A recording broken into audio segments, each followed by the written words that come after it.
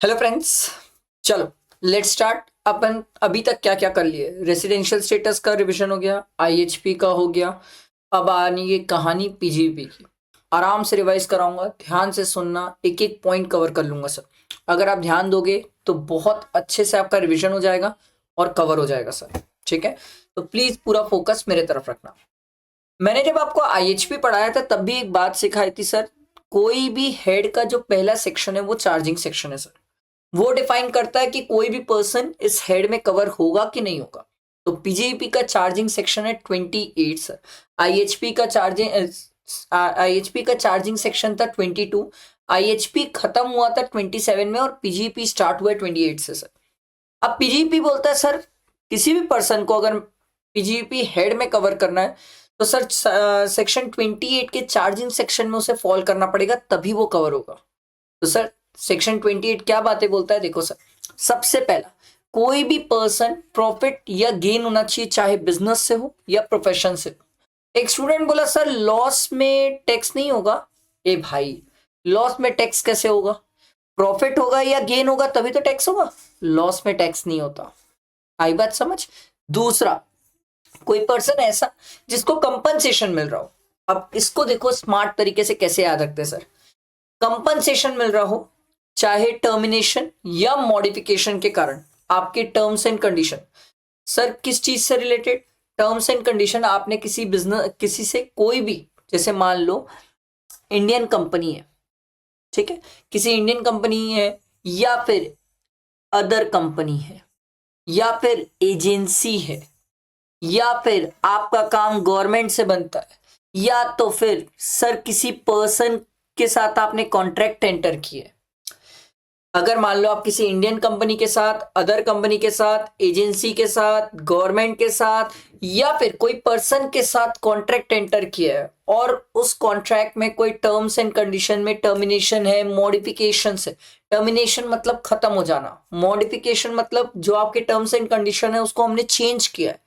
अब उस चेंज होने के कारण आपको उस कॉन्ट्रैक्ट से क्या मिल रहा है? कंपनसेशन मिल रहा है, पैसा मिल रहा है। सरकार बोली वो जो कंपनसेशन मिलता है वो आपका किस हेड में टैक्सेबल हो जाएगा? पीजीबीपी में। तो इसको एग्जाम में ऐसे याद रखना, compensation Indian company, other company, agency, government और आप किसी पर्सन के साथ कॉन्ट्रैक्ट एंटर कर रहे हो, वहां से कंपनसेशन मिला तो सरकार बोली उस केस में ये किस हेड में जाएगा? पीजीबीपी में। क्लियर? आगे बढ़ते हैं sir. Income derive by trade association profession from specific services to its member. Sir trade association और प्रोफेशन, सर क्या ये हमारे इंटर में बहुत बड़ा काम का होता है? नो, फाइनल में बहुत होता है, क्योंकि फाइनल में इससे रिलेटेड एक चैप्टर हो जाता है सर। इंटर में ट्रेड एसोसिएशन और प्रोफेशन में आप सिंपल याद रख सकते हो, ऐसा कोई भी ट्रेड एसोसिएशन, जैसे सर आप एसोसिएशन में चैम्बर ऑफ कॉमर्स ले सकते हो, ठीक है, इंडियन बार काउंसिल होता है सर, वो अपने मेंबर्स को सर्विसेज प्रोवाइड करता है और जो सर्विसेज प्रोवाइड करता है उससे वो मेंबर से ना चार्ज लेता है सर, फ्री में तो देगा नहीं सर। तो सरकार बोलती है जो सर्विस चार्ज लेते हो या जो आप अपने मेंबर से चार्जेस लेते हो वो कहाँ टैक्सेबल होगा? पीजीपी में। क्लियर? अगला, ये इंपॉर्टेंट होता है एग्जाम में, incentive from export business. Sir मान लो आप एक्सपोर्ट बिजनेस कर रहे हो, ठीक है, मतलब इंपोर्ट एक्सपोर्ट का काम है आपका। Sir profit on sale of import entitlement, sir ये क्या होता है? सर आपके पास कोई चीज इंपोर्ट करने का लाइसेंस था, आप उसको इंपोर्ट नहीं कर रहे हो, वो लाइसेंस आप किसी और को सेल कर देते हो, आपके भी आप में वो पर्सन इंपोर्ट करता है तो आपने किसी और को बेच दिया वो लाइसेंस, जिससे आपको प्रॉफिट हुआ। वो प्रॉफिट कहां पर टैक्सेबल होगा? पीजीबीपी में। अगला, कैश असिस्टेंस। आप अगर कोई चीज एक्सपोर्ट कर रहे हो, गवर्नमेंट बोलती है ये तो हमारी इकोनॉमी के लिए अच्छी बात है, आप एक्सपोर्ट कर रहे हो, तो उससे जो आपको कैश असिस्टेंस, कैश बेनिफिट्स मिलता है गवर्नमेंट ऑफ इंडिया से, वो भी पीजीपी में टैक्सेबल है। एक स्टूडेंट बोलेगा सर वो ये सब पीजीपी में क्यों आ रहा है? रीजन ये है, अगर आप इन सब को पढ़ लो तो ये सब बिजनेस पर्पज से हुए हैं, इसीलिए पीजीपी हेड में कवर होते हैं। अगला, duty drawback sir. Duty drawback, ये सर कस्टम, ये सब आपको पता है, ये सब चीजें कस्टम वाली कहानी है सर। सीए फाइनल में मैं आईडीटी पढ़ाता हूँ, उसमें कस्टम में सब आता है सर। ड्यूटी ड्रॉबैक ये क्या होता है सर? पीछे हमने ड्यूटी पे की थी कोई चीज खरीदने के लिए, सरकार हमें उस गुड से रिलेटेड ड्यूटी ड्रॉबैक देती है। सरकार बोलती है तुम जो ड्यूटी पे की हो वो ड्यूटी हम तुम्हें रिफंड कर देते हैं, वापस कर देते हैं, ड्यूटी ड्रॉबैक। अगला, profit on transfer of duty entitlement passbook, और ये duty on the transfer of ये DRFC, ये दोनों भी कस्टम में कवर होते हैं सर। सर ये डॉक्यूमेंट होते हैं, ठीक है, ये आप समझ लो। मैं आपको छोटा सा शॉर्ट में बताऊं तो जब अपन इंपोर्ट एक्सपोर्ट करते हैं ना सर, तो फाइनल में ना FTP एक चैप्टर होता है sir, foreign trade policy. Foreign trade policy में ना ये सब डॉक्यूमेंट्स होते हैं, इंस्ट्रूमेंट्स होते हैं सर। जिस इंस्ट्रूमेंट के मतलब जिस इंस्ट्रूमेंट को यूज करके अपन इंपोर्ट एक्सपोर्ट का काम कर सकते हैं, कल के दिन आप ये इंस्ट्रूमेंट किसी और को बेचते हो और उससे अगर प्रॉफिट होता है तो वो भी कहां पर आ जाता है? PGBP में। क्यों? क्योंकि आपका मेन पर्पस क्या है? बिजनेस करना। अब एग्जाम में आपसे इतना डिटेलिंग नहीं पूछता, आपसे एग्जाम में इसका नाम दिया रहता है और आपको सिंपल इतना देखना होता है कि ये PGBP में जो आप PGBP का हेड है, नेट प्रॉफिट दिया हुआ है, उसमें क्रेडिट साइड में लिखा है कि नहीं। नहीं लिखा है तो आपको इसको मानना पड़ेगा इनकम, और ये इनकम होती है हमारी बिजनेस की। समझ आई कहानी? आगे देखो sir, benefit of perquisite arising from business और प्रोफेशन। सर ये क्या होता है? ये तो बड़ी जबरदस्त चीज है सर, बहुत प्यारी सी चीज है। इसको एक स्टूडेंट को ना सेक्शन 194R TDS से कनेक्ट करके पढ़ना चाहिए सर। क्योंकि बेनिफिट ऑफ परक्विजिट क्या होता है? बेनिफिट ऑफ परक्विजिट सर, मान लो कोई पर्सन है जिसको मैंने बोला भाई सुन, तू अगर मेरे 100 लेक्चर बेचेगा तो 10,000 रुपए मैं तेरे को दिया, जा अपने तरफ से तेरे को फायदा दिया, 10,000 कैश, कैश गिफ्ट, गिफ्ट जो बोलना है बोल लो। ऐसे बेनिफिट ऑफ परक्विजिट बहुत होते हैं सर, बहुत होते हैं। बिजनेस में बहुत है कि तुम इतना सेल्स टारगेट पूरा करो हम तुम्हें ये देंगे, तुम इतना करो हम तुम्हें ये देंगे। Benefit of perquisite sir. अब अगर ये benefit of perquisite arising from business और प्रोफेशन है तो सर अगर आपको कोई बेनिफिट ऑफ परक्विजिट मिल रहा है बिजनेस और प्रोफेशन के अंदर, तो सरकार बोली वो PGBP में टैक्सेबल है। जैसे मैं आपको एक छोटा सा एग्जांपल देता हूँ। मेरा स्टूडेंट नहीं, मेरा दोस्त है जो ना हार्डवेयर का काम है, तो वो टाटा के प्रोडक्ट बेचता है। तो टाटा वाले ना उन्हें टारगेट देते हैं, सर आप हमारा इतना प्रोडक्ट बेचोगे तो हम आपको गाड़ी देंगे, हम आपको बैंकॉक का ट्रिप देंगे। अब वो आपके पास चॉइस है, आप ट्रिप भी ले सकते हो, पैसा भी ले सकते हो। अगर वो पैसा ले लेता है तो बेनिफिट ऑफ परक्विजिट, और इवन ट्रिप भी ले लेता है तो भी benefit of perquisite arising from business और प्रोफेशन। समझ आया? पार्टनर रेम्यूनरेशन समय आने पे बहुत डिटेल में बताऊंगा, अभी नहीं, अभी नहीं, आगे पढ़ेंगे सर। नॉन कंपीटिंग फीस क्या होता है सर? Very simple sir. मैं मान लो रायपुर छत्तीसगढ़ में पढ़ा रहा हूँ, एक कोचिंग इंस्टीट्यूट वाले आए मेरे को बोले सर आप टैक्स पढ़ाना बंद कर दो, अगर आप टैक्स पढ़ाना बंद करोगे तो हम आपको 50 लाख रुपीज देंगे। नॉन कंपीटिंग फीस सर, वो अपना कंपटीशन खत्म कर रहे हैं मार्केट से। तो सरकार सिंपल बोलती है कोई पर्सन किसी को नॉन कंपीटिंग फीस देगा वो टैक्सेबल है PGBP में। पर एक केस में हम छोड़ देंगे सर, एक केस में हम छोड़ देंगे सर। बचपन में ना अपन पढ़ते थे कि एक गैस होती है सर, क्लोरोफ्लोरो कार्बन, कुछ ऐसी गैस होती थी सर जो ओजोन लेयर को डिप्लीट करती थी।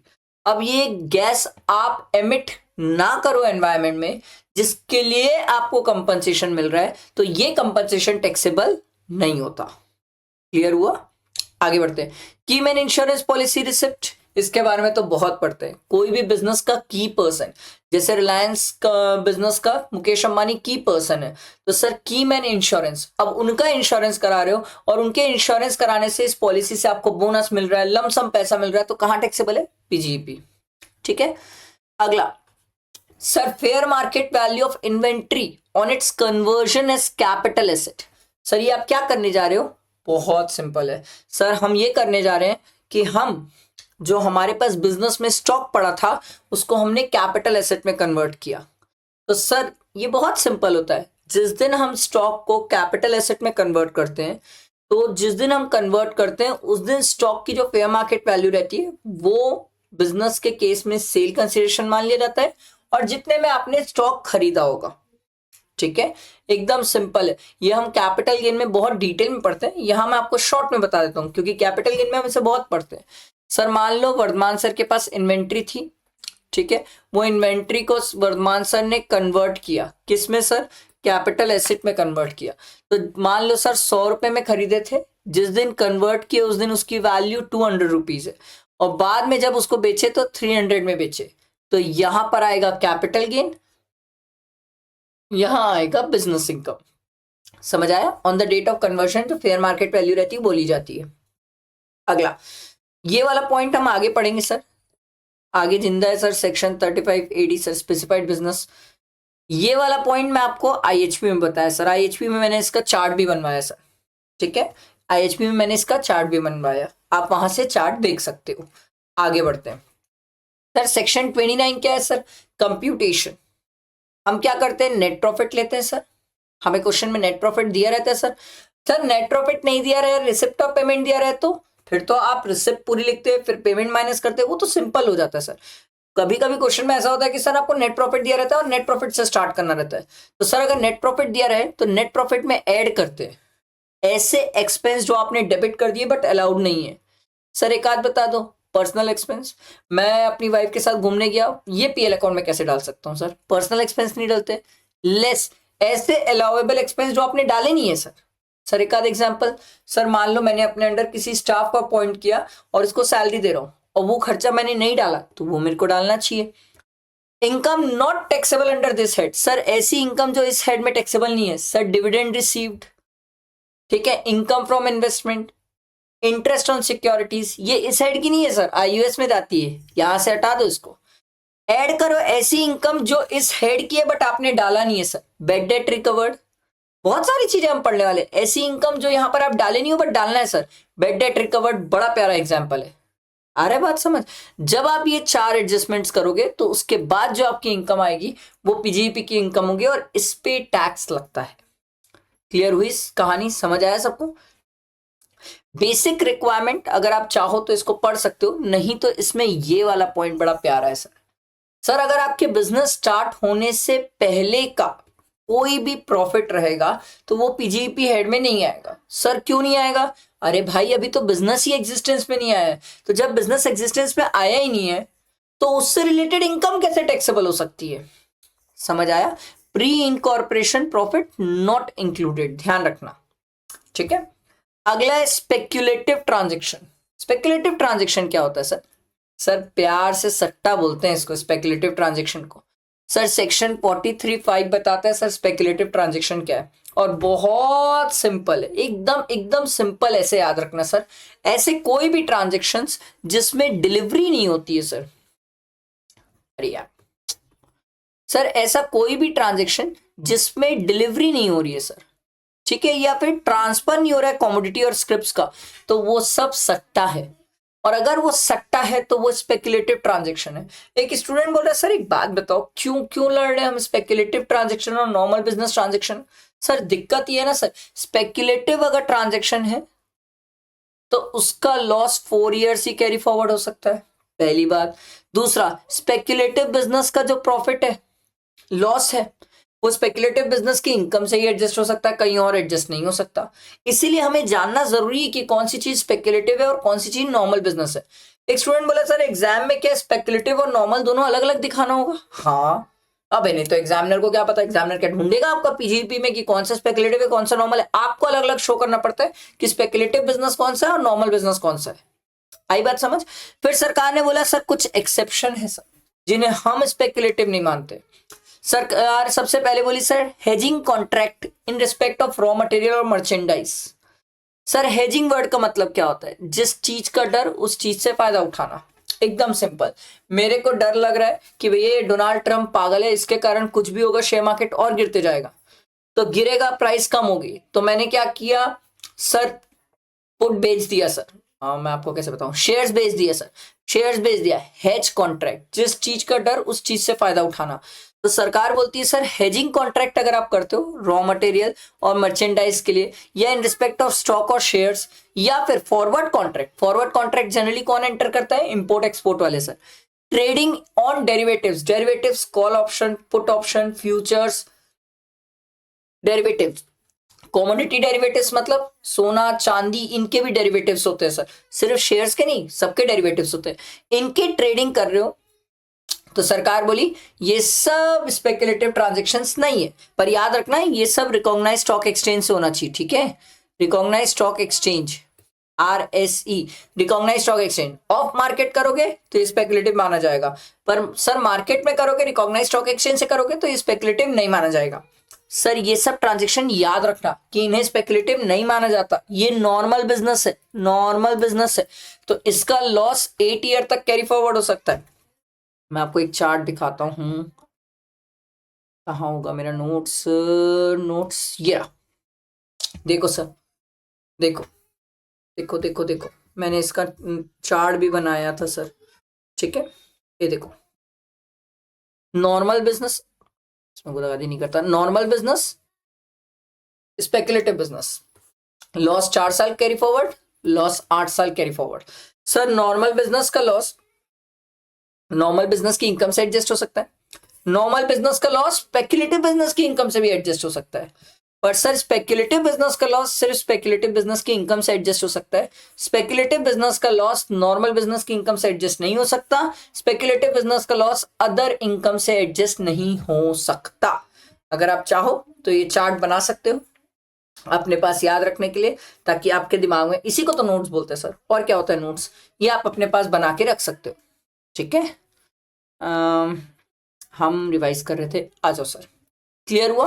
अब आओ सर डीम्ड स्पेकुलेटिव। सर ये क्या होता है डीम्ड स्पेकुलेटिव, मतलब सरकार बोलती है सर डीम्ड स्पेकुलेटिव वर्ड का मतलब होता है मान के चलना, हम मान के चलते ये स्पेकुलेटिव है। मैं बोला मेरे को तो नहीं लगता, सरकार बोली तेरे को क्या लगता है तू अपने घर में रख, हम इसे मान के चलते हैं डीम्ड स्पेकुलेटिव है। पहली बात वेरी वेरी इंपॉर्टेंट सर, ये डीम्ड स्पेकुलेटिव किसके ऊपर अप्लाई होता है सर, कंपनीज के ऊपर। वेरी वेरी इंपॉर्टेंट, ये किसके ऊपर अप्लाई होता है, कंपनी के ऊपर। Where any part of the business, ऐसी कोई भी कंपनी जिसका पार्ट ऑफ द बिजनेस, आधा business purchase and sale of shares of other company, एक कंपनी जिसका आधा काम दूसरी कंपनी के purchase and sale of shares करने का है, तो जितना पार्ट उन लोग purchase and sale of shares कर रहे हैं सर, वो क्या माना जाएगा, डीम्ड स्पेकुलेटिव। और एक बार किसी को डीम्ड स्पेकुलेटिव माना गया तो फिर कहानी वही अप्लाई हो जाती है सर, 4 इयर्स तक लॉस कैरी फॉरवर्ड होगा, फिर दूसरे इनकम से एडजस्ट नहीं होगा सर, ध्यान रखना। सर इसके कुछ एक्सेप्शन भी है सर ये 2 एक्सेप्शन है सर, मतलब जिनको डीम्ड स्पेकुलेटिव नहीं माना जाएगा।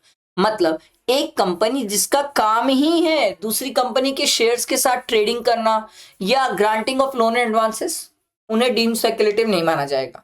दूसरा, ऐसी कोई कंपनी जिसकी पीजीईपी से इनकम ही नहीं है सर, जिसकी आईएचपी, कैपिटल गेन और आईयूएस में इनकम है, पीजीईपी में इनकम ही नहीं है सर, तो वो अगर ये शेयर्स का काम करती है तो उसे डीम्ड स्पेकुलेटिव नहीं माना जाएगा। बात समझ आई, आगे बढ़ते हैं सर। सेक्शन 30-31 बहुत सिंपल एकदम, इसको तो एक फ्लो में सुनना। सेक्शन 30 बोलता है rent, rates, taxes, repair, insurance of building.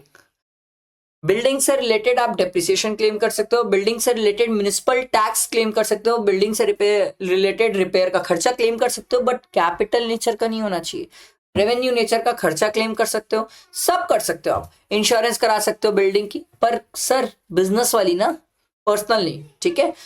अब एक बहुत सिंपल सी इसमें बात है सर, मान लो मैंने कोई जमीन किराए पे ली, उसमें बिल्डिंग बनाई, तो सर उस बिल्डिंग का डेप्रिसिएशन मैं क्लेम करूंगा, हाँ। सर मान लो मैंने एक बिल्डिंग किराए पे ली जिसका फर्स्ट फ्लोर पहले से बना हुआ था, सर मैंने सेकंड फ्लोर बनवाया, तो सर मैं डेप्रिसिएशन सिर्फ सेकंड फ्लोर में ले सकता हूं जितना स्ट्रक्चर मैंने डेवलप किया है। क्लियर हुआ ये सबको, बैठा दिमाग में, बहुत सिंपल है, बहुत सिंपल है ये, ठीक है। क्लियर हुआ 30 और 31, याद रखना 31 जो है वो किससे रिलेटेड है sir, repair insurance of machine, plant and furniture.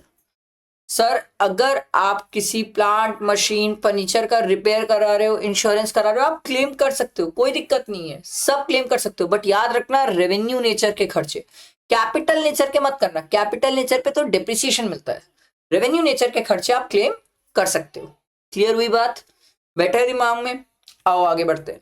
इसमें सबसे ज्यादा जो एग्जाम में वो छेड़ता है वो म्युनिसिपल टैक्स को लेके छेड़ता है, दूसरा कैपिटल एक्सपेंडिचर को लेके छेड़ देता है कि कैपिटल एक्सपेंडिचर उसने पीएल अकाउंट में डेबिट कर दिया। नहीं सर, कैपिटल एक्सपेंडिचर आप क्लेम नहीं कर सकते सर, रेवेन्यू क्लेम कर सकते हो, कैपिटल एक्सपेंडिचर में तो डिप्रिसिएशन मिलता है, क्या मिलता है, डिप्रिसिएशन। आओ सेक्शन 32 डिप्रिसिएशन। सर डिप्रिसिएशन किस पे लगता है सर? एसेट पे लगता है, ब्लॉक ऑफ एसेट पे लगता है सर। ठीक है, आपके पास या तो एसेट होना चाहिए एंड ब्लॉक ऑफ एसेट होना चाहिए सर। खोखा, ब्लॉक ऑफ एसेट, खोखा। इस खोखे में गुडविल को मत डालना, गुडविल बाहर होगी ये सर। फाइनेंशियल ईयर 1920 से हमने गुडविल को बाहर रखा और गुडविल पे डेप्रिसिएशन मना हो गया सर। दूसरा, एसेट मस्ट बी होली और partly own by the एसेसी। Sir आप उस एसेट के मालिक होना चाहिए। सर क्या बेनिफिशियल ओनर चलेगा? हाँ, रजिस्टर्ड ओनर नहीं भी होगे तो भी चलेगा सर। मतलब नहीं समझा। मान लो कोई एसेट है जिसको मैंने हायर परचेज में लिया है सर, तो सर वो अगर एसेट मैंने हायर परचेज में लिया है तो मैं उस एसेट का भी बेनिफिशियल ओनर हूं, पर क्या मैं डिप्रिसिएशन क्लेम कर सकता हूं? हाँ सर, भले ही मैं रजिस्टर्ड ओनर नहीं हूं पर मैं डिप्रिसिएशन क्लेम कर सकता हूं। आई बात समझ?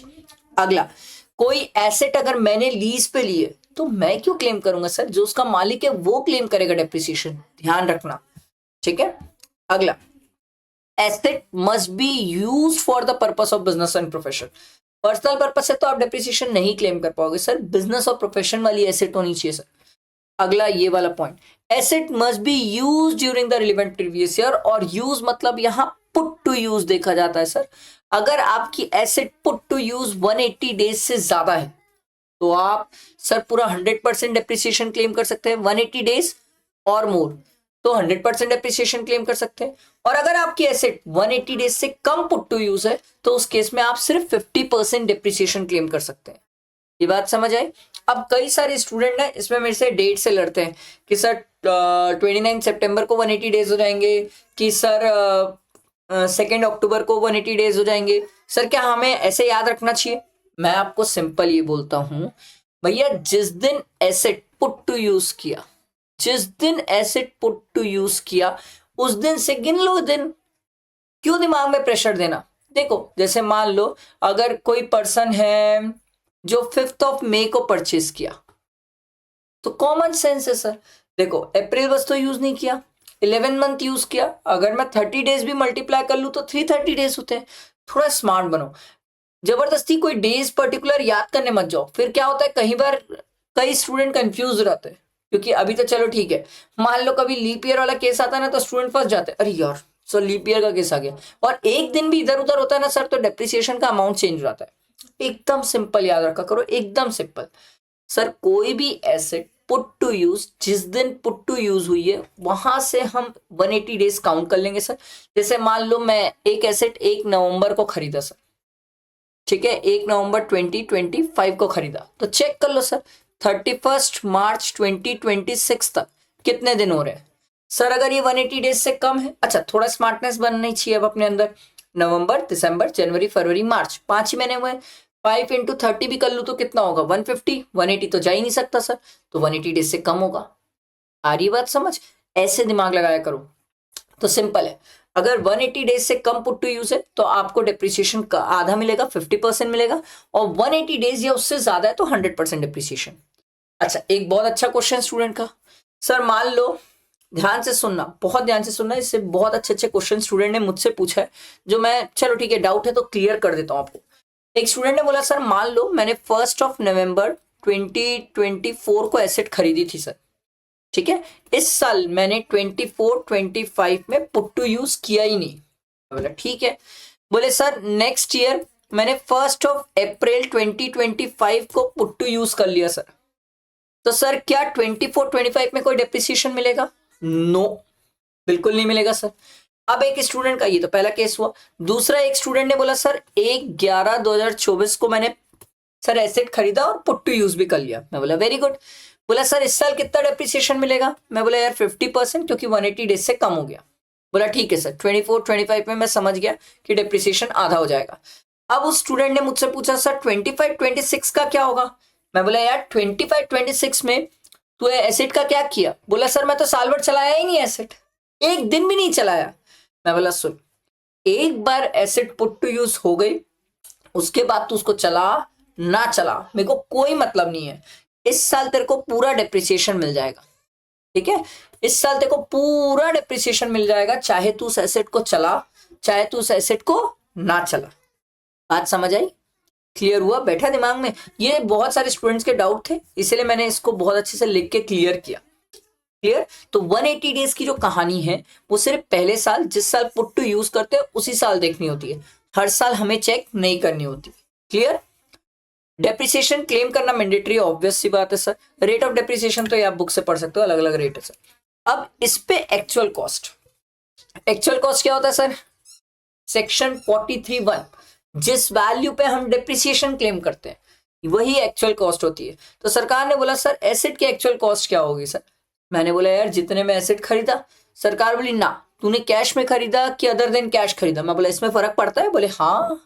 तो एसेट को ध्यान रखना सर, 10,000 से ज्यादा कैश पेमेंट करके एसेट नहीं खरीद सकता। मैं बोला मान लो मेरी एसेट अगर 12 लाख की है जिसमें से 5 लाख मैंने कैश में दे दिया, तो सरकार बोली उस केस में तेरी एसेट की वैल्यू कितनी मानी जाएगी? 7 लाख। मानी ही नहीं जाएगी तेरी एसेट की वैल्यू 12 लाख, 7 लाख मानी जाएगी और इसी पे तू डेप्रिसिएशन क्लेम कर पाएगा। तो ये ध्यान रखना सर। एक बात याद रखना, एसेट को खरीदने के लिए 10,000 से ज्यादा कैश पेमेंट नहीं कर सकते, ये सेक्शन 43(1) बोलता है। बहुत सारे स्टूडेंट इसे ना सेक्शन 40A(3) में ले जाते हैं। सर 40A(3) एसेट्स के लिए नहीं है, वो इन जनरल है। एसेट्स के लिए स्पेसिफिक सेक्शन 43(1) है जो बोलता है एक दिन में एक आदमी 10,000 से ज्यादा कैश पेमेंट नहीं कर सकता। और याद रखना कि सर क्रॉस चेक को, ठीक है, क्रॉस चेक को कैश मानते हैं, ये ध्यान रखना, क्रॉस चेक को कैश मानते हैं। अब एक्चुअल कॉस्ट कैसे निकालेंगे? Very simple sir, purchase price of the asset ले लेते हैं, जितनी भी एसेट की कॉस्ट डायरेक्टली एट्रीब्यूटेबल है उसको ऐड कर लेते हैं, जैसे फ्रेट है, इंश्योरेंस है, लोडिंग हैंडलिंग चार्जेस सब ऐड कर लेंगे।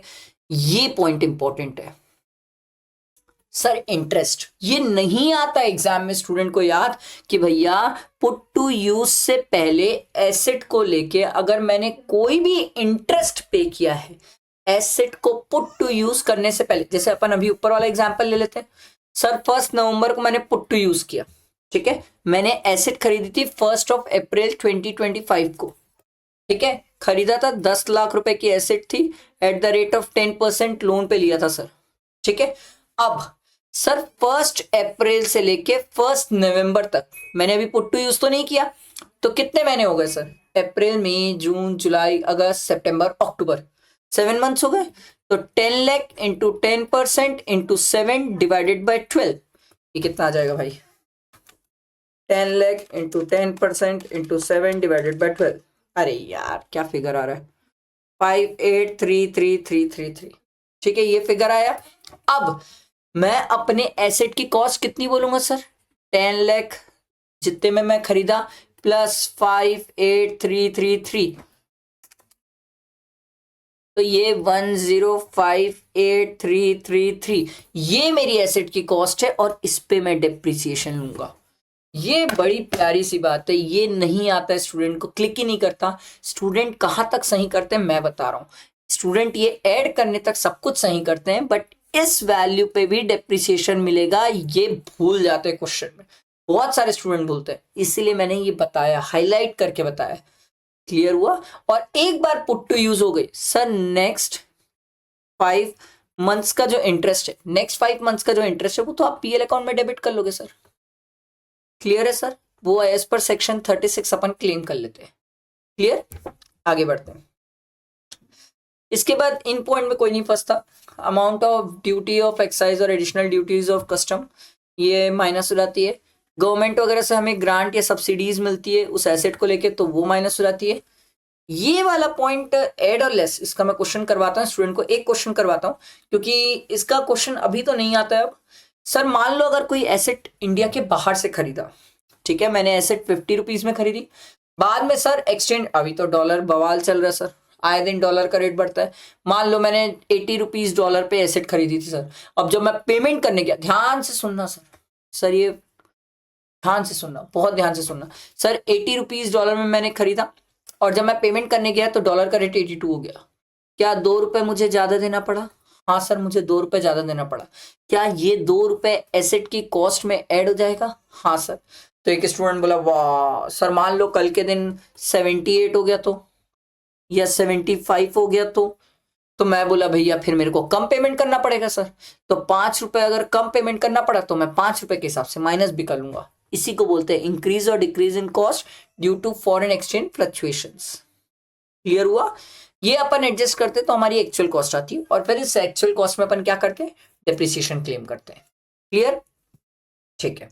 अब ध्यान दो sir, WDV in case of block कैसे निकालते हैं? WDV sir opening value of the asset add करेंगे सर, जितनी भी एसेट आपने परचेज की एक्सेप्ट गुडविल, गुडविल नहीं आएगा सर, लेस करेंगे जितनी भी एसेट आपने सेल करी है, डिस्ट्रॉय करी है, स्क्रैप जैसे निकाली है, कुछ भी किया है लेस कर देंगे। बट याद रखना ये लेस वाली अमाउंट जो है ये इन दोनों को मिला के ज्यादा, इससे ज्यादा नहीं हो सकती। ठीक है, लेस करेंगे, फिर आ जाएगा हमारा WDV at the end of the year, फिर डेप्रिसिएशन लगाएंगे और फिर हमारा डेप्रिशिएटेड वैल्यू आ जाएगा। ठीक है, ये स्लम सेल वाली कहानी जो है, ये स्लम सेल वाली कहानी हम कहाँ कवर करते हैं सर? कैपिटल गेन में कवर करते हैं, क्योंकि वहीं पर स्लम सेल पढ़ते हैं, सेक्शन 50B वहां पढ़ते हैं, यहाँ नहीं। ठीक, मेरे को आपको इसमें एक चीज सिखानी है, जो स्टूडेंट बहुत ज्यादा कंफ्यूज रहते हैं, खोखा है खोखा नहीं है। अच्छा, ये तो सिंपल सा पॉइंट है, ये मैं आपको बता देता हूँ सर। कोई पर्सन है जो एसेट है उसको पार्टली एग्जाम पर्पस के लिए किया, पार्टली बिजनेस पर्पस के लिए किया, तो जितना बिजनेस पर्पस के लिए किया उतने पे ही वो क्या क्लेम कर पाएगा? डेप्रिसिएशन क्लेम कर पाएगा। जितना एग्जाम पर्पस के लिए, उसके लिए डेप्रिसिएशन क्लेम नहीं कर पाएगा। अगला, कोई पर्सन है सर जो अपना बिजनेस सक्सीड कर रहा है, ट्रांसफर कर रहा है, डीमर्ज कर रहा है, कुछ भी कर रहा है, अमैलगमेट कर रहा है, तो सरकार बोलती है उस केस में अपन ना डेज के बेसिस में प्रोपोर्शनेट कर लेंगे, जो जितने टाइम एसेट यूज करेगा वो उतने टाइम डेप्रिसिएशन क्लेम करेगा। मान लो अरहम इंस्टीट्यूट है और कल के दिन मैं इसको अरहम इंस्टीट्यूट प्राइवेट लिमिटेड में कन्वर्ट करता हूं, तो सरकार बोलती है जितने days Arham institute asset use किया वो डेप्रिसिएशन क्लेम करेगा, उसके बाद balance Arham institute private limited. Clear हुआ? ये खोखे वाली कहानी समझो, इसमें कंफ्यूज नहीं होना। इसका मैं चार्ट दिखाता हूं, मैंने क्लासेस में चार्ट बनवाया था। आगे रहे, depreciation depreciation depreciation depreciation set cost, हाँ ये देखो सर, खोखा है खोखा नहीं है, एकदम simple sir. Block exist, block ceases to exist. Sir अगर ब्लॉक है, मैंने बहुत अच्छे से एग्जांपल लिए सर, देखो ब्लॉक एग्जिस्ट, खोखा है सर, मेरे पास खोखे में 5 एसेट है जो 10 लाख की है, मैंने एक एसेट और खरीदी 2 लाख रुपए की, सर मैंने 2 एसेट बेच दी सर 4 लाख रुपए की, तो खोखा तो है ना सर, क्योंकि उसके अंदर एसेट है ना सर। 6 एसेट थी, 2 ही तो गई है, अभी भी 4 एसेट है उसके अंदर, तो खोखा है। सर कितने में बेचा था? 4 लाख में। 12 लाख के खोखे में 4 लाख की तो एसेट गई है, तो 8 लाख की एसेट, 4 एसेट 8 लाख की बची हुई है, तो हम डेप्रिसिएशन क्लेम कर लिए। सेकंड केस, सर 5 एसेट थी 10 लाख की, एक एसेट खरीदा 2 लाख की, सर 2 ही एसेट बेचा और 15 लाख की बेच दिया सर। अब मेरे पास एसेट तो है, खोखा तो है, पर खोखे की वैल्यू नहीं बची ना सर। 12 लाख की चीज को 15 लाख में बेच दियो, तो क्या आ जाएगा? Short term capital gain. आई बात समझ? Short term capital gain under section 50। ठीक है, अगला केस, आप चाहो तो ये चार्ट बना के अपने पास रख सकते हो सर। अब भाई इसका पीडीएफ मत बनना, ये मेरी क्लास का नोट्स है, ये मेरी क्लास नोट्स है, ये मेरे क्लास नोट्स है। ठीक है, ओपनिंग डब्ल्यूडीवी 5 थी मेरे पास एसेट 10 लाख की, एक एसेट और खरीद के लाया 2 लाख की, टोटल हो गया 12 लाख। अब यहां पर मैं पूरी 6 एसेट बेच दिया, ओ भाई मेरे पास 6 एसेट थी और 6 के 6 बेच दिया मैंने एसेट, तो सरकार बोलती भैया खोखा कहां बचा? एसेट ही नहीं है, खोखा ही नहीं है, भले ही कम में बेचा, लॉस हो गया ना sir, short term capital loss. और सर नेक्स्ट केस, 6 एसेट बेचा बट 15 लाख में बेच दिया, sir short term capital gain. तो सर डेप्रिसिएशन तो एक ही केस में आएगा सर, जहां पर आपके पास खोखा भी होना चाहिए और खोखे के अंदर एसेट भी होनी चाहिए, और एसेट की वैल्यू भी बचनी चाहिए, तभी डेप्रिसिएशन आएगा। बाकी केस में शॉर्ट टर्म कैपिटल लॉस या शॉर्ट टर्म कैपिटल गेन आएगा। आया समझ? बहुत सिंपल तरीके से मैंने एग्जाम्पल फ्रेम करके लिखा है, आप इस एग्जाम्पल को भी लिख लोगे ना तो भी आपको हमेशा समझ आएगा, कभी फंसोगे ही नहीं ब्लॉक और ब्लॉक सीजेस टू एग्जिस्ट में। क्लियर हुआ? आओ आगे अपना ये रहा, ठीक। आओ, स्पेशल प्रोविजन सेक्शन 43A का सर ये अलग से पढ़ना पड़ेगा ना, यही तो मैं आपको ऊपर सिखाया सर। ये फॉरेन एक्सचेंज फ्लक्चुएशन सर, सिर्फ ये याद रखना इसमें कि सर इसको डेट ऑफ पेमेंट में देखते हैं सर, ठीक है, पेमेंट वाले दिन देखते हैं सर कि कितना फ्लक्चुएशन है सर, बाकी टाइम से हमें कोई मतलब नहीं है, सिर्फ पेमेंट वाले दिन देखते हैं फ्लक्चुएशन कितना है। क्लियर हुआ, बैठा दिमाग में, आगे बढ़ता है।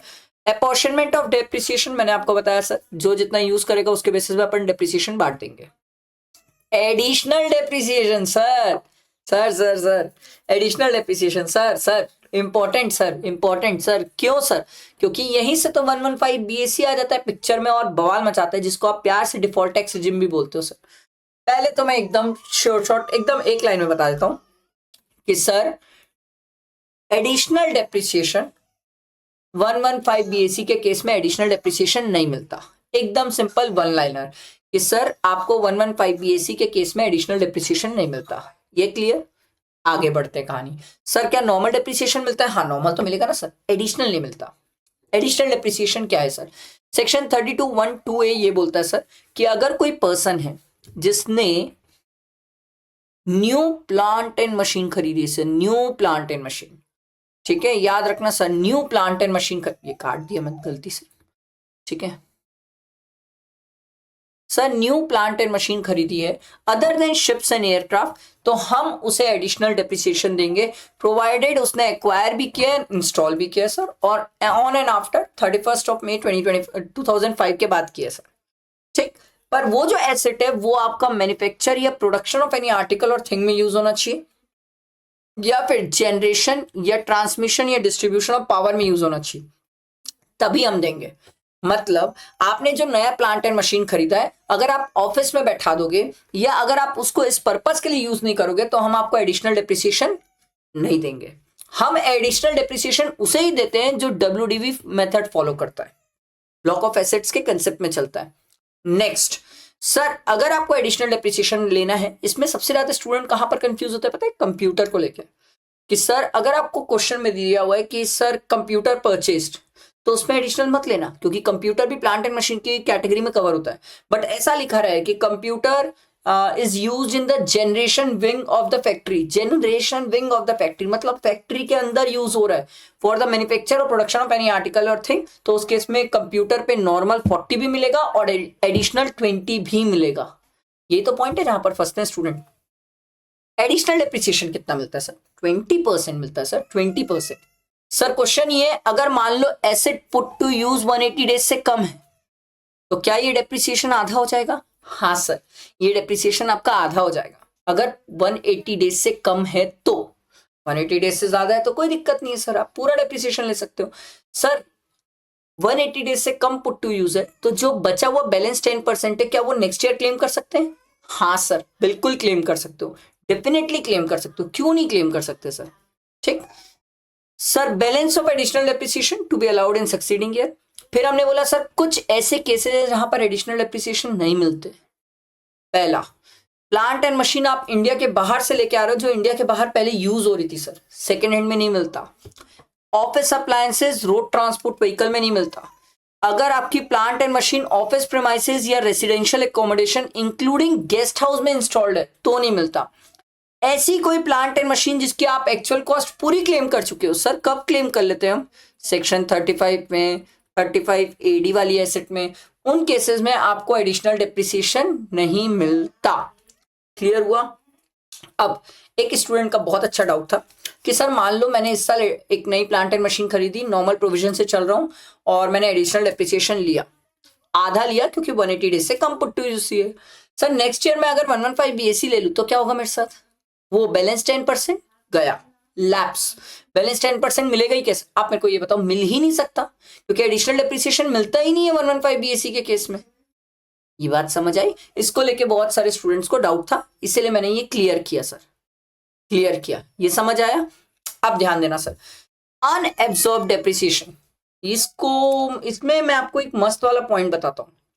अनएब्सॉर्ब डेप्रिसिएशन आज के बाद दो चीजों का रहेगा, ध्यान से सुन लो सर। अनएब्सॉर्ब डेप्रिसिएशन दो टाइप के होते हैं, ठीक है, दो टाइप। एक एज पर नॉर्मल प्रोविजन, एक एज पर 115 BAC सर। इन दो के हिसाब से हमें समझना है सर। अगर आपका अनएब्सॉर्ब डेप्रिसिएशन है और मैं आपको समझाता हूँ, ध्यान से सुनना। अनएब्जॉर्ब डेप्रिसिएशन है तो नॉर्मली आप अनएब्जॉर्ब डेप्रिसिएशन को किसी भी इनकम से एडजस्ट कर सकते हो other than salary. Unabsorbed depreciation को जितने ईयर्स चाहो कैरी फॉरवर्ड कर सकते हो, रिटर्न नहीं भी फाइल किया तो भी कैरी फॉरवर्ड कर सकते हो। यहाँ तक कोई डाउट नहीं है, कोई दिक्कत नहीं, कोई स्टूडेंट यहाँ पर नहीं फंसता। अब बात कहाँ फंसते हैं सर? सर अगर अनएब्जॉर्ब डेप्रिसिएशन ना, ये एडिशनल वाला डेप्रिसिएशन है सर, ठीक है। अगर आपका अनएब्जॉर्ब डेप्रिसिएशन एडिशनल डेप्रिसिएशन जो हम क्लेम करते हैं, वो एडिशनल डेप्रिसिएशन ऐसे आपको एग्जाम में देगा। मैं बताऊं लिख के, मैं आपको लिख के बताता हूँ। एग्जाम में ना ऐसे देता है सर, अनएब्जॉर्ब डेप्रिसिएशन ब्रैकेट में लिख देता है सर एडिशनल डेप्रिसिएशन। तो वो आपको क्वेश्चन में मेंशन करके बता रहे हैं कि सर जो ये अनएब्जॉर्ब डेप्रिसिएशन है वो एडिशनल वाला है। अब अगर आप नॉर्मल प्रोविजन है तो इसको क्लेम कर सकते हो, नॉर्मल प्रोविजन है तो। और अगर 115 बीएसी है तो समझो आप इसको क्लेम नहीं कर सकते। क्यों? क्योंकि यहां पर जो अनएब्जॉर्ब डेप्रिसिएशन है वो कौन सा वाला है? Additional depreciation. तो सर क्या हमें एग्जाम में नेचर भी देखना पड़ेगा? हाँ, अनएब्जॉर्ब डेप्रिसिएशन का नेचर देखना पड़ेगा सर। सर क्वेश्चन में कुछ बोला ही नहीं तो, अरे नहीं बोला तो वो आप नॉर्मल वाला अनएब्जॉर्ब डेप्रिसिएशन मानना, नॉर्मल वाला मानना, और नॉर्मल वाला है तो फिर तो आप दोनों में क्लेम कर सकते हो, ऐसा कोई दिक्कत नहीं है।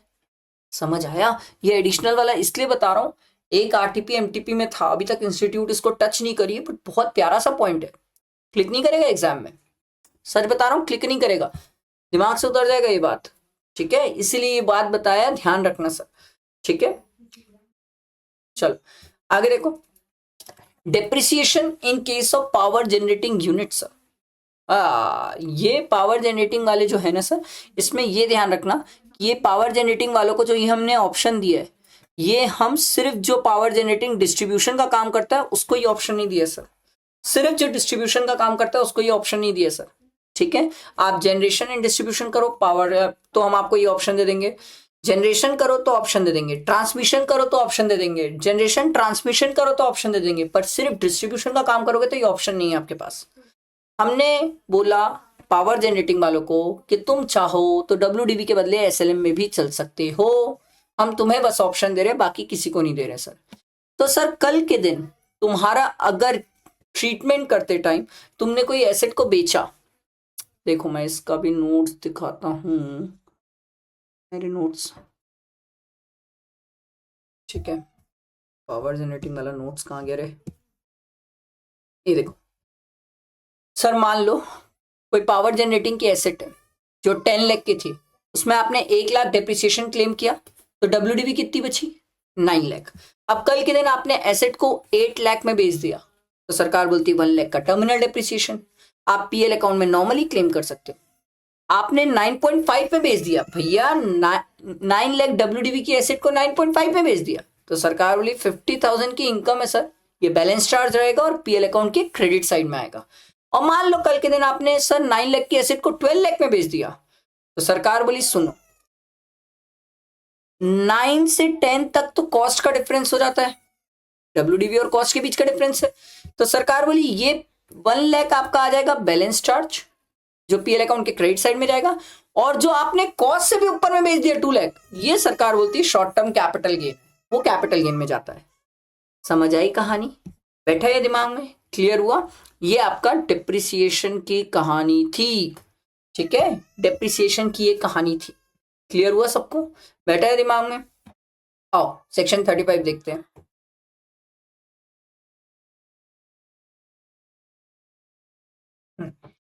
देखो सेक्शन 35 की अगर मुझसे कोई बात करेगा ना, तो मैं बोलता हूं सबसे इजी सेक्शन है याद रखने के लिए।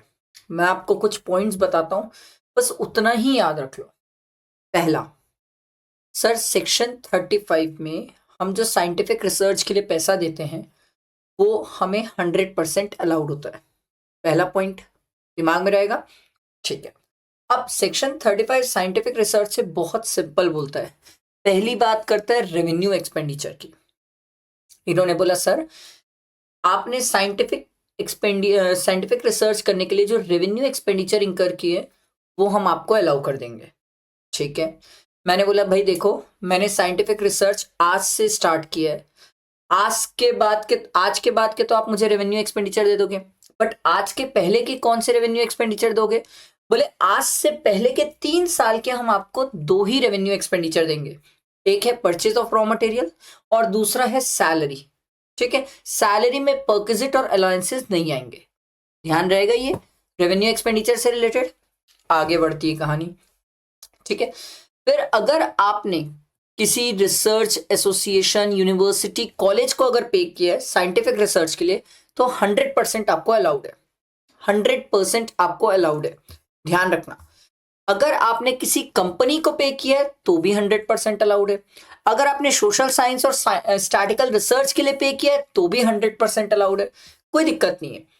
अगर आपने कैपिटल एक्सपेंडिचर किया है सर साइंटिफिक रिसर्च के लिए, मान लो मैंने कोई कैपेक्स किया है सर, कैपेक्स में बिल्डिंग हो सकता है, प्लांट एंड मशीन हो सकता है, सर कैपिटल एक्सपेंडिचर किया है, तो इन्होंने बोला सर कैपिटल एक्सपेंडिचर में सिर्फ लैंड का नहीं देंगे, बाकी सब दे देंगे।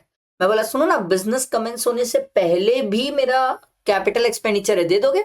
बोले हाँ, 3 साल पहले तक के आपको कैपिटल एक्सपेंडिचर भी दे देंगे, जैसे रेवेन्यू दिया था कैपिटल भी दे देंगे, 100% दे देंगे। क्लियर है सर? आपने national laboratory, university, IIT specified in सब को पेमेंट किया तो भी दे देंगे। एक और है, अब मैं आपको कुछ अच्छा बताता हूं, ध्यान से सुनना, बहुत अच्छे से सुनना, बहुत इंपॉर्टेंट है। ठीक है, इसमें गड़बड़ होती है 115 बीएससी को लेके, 115 बीएससी को लेके बहुत गड़बड़। स्टूडेंट गड़बड़ कहाँ करता है, देखो मैं आपको बता रहा हूं, इसमें ना मैं टिक करता हूं, 115 बीएससी में ये वाला मिल जाएगा, जो मैं टिक कर रहा हूं वो मिल जाएगा, ये मिल जाएगा, कैपिटल एक्सपेंडिचर मिल जाएगा, एंड 35 टू एबी। एबी क्या है sir? In house scientific research. ये 3 चीज ही मिलेगी सर, ध्यान रखना, बाकी इसके अलावा कोई नहीं मिलेगा 115 बीएससी में। तो मैं एग्जाम में कैसे याद रखूं सर?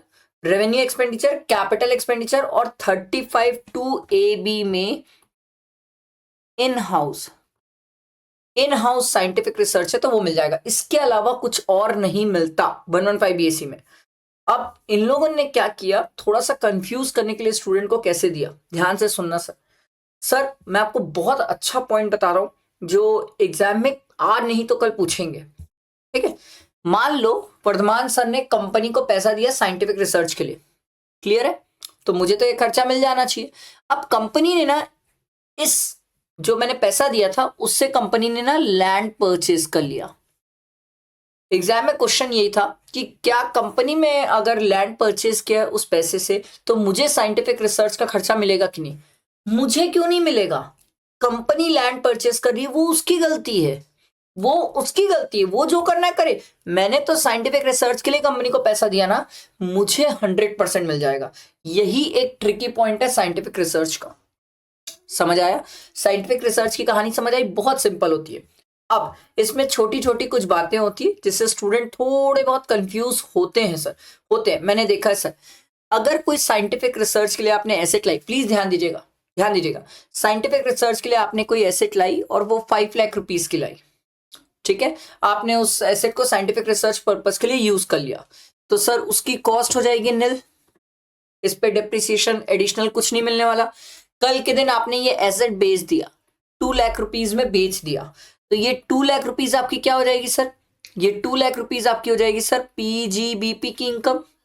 Clear sir? मान लो कल के दिन यही एसेट 2 लाख नहीं 7 लाख में बेच दिए, अब क्या होगा सर? सर इस केस में 2 हिस्से हो जाएंगे, 5 लाख जाएगा पीजीबीपी में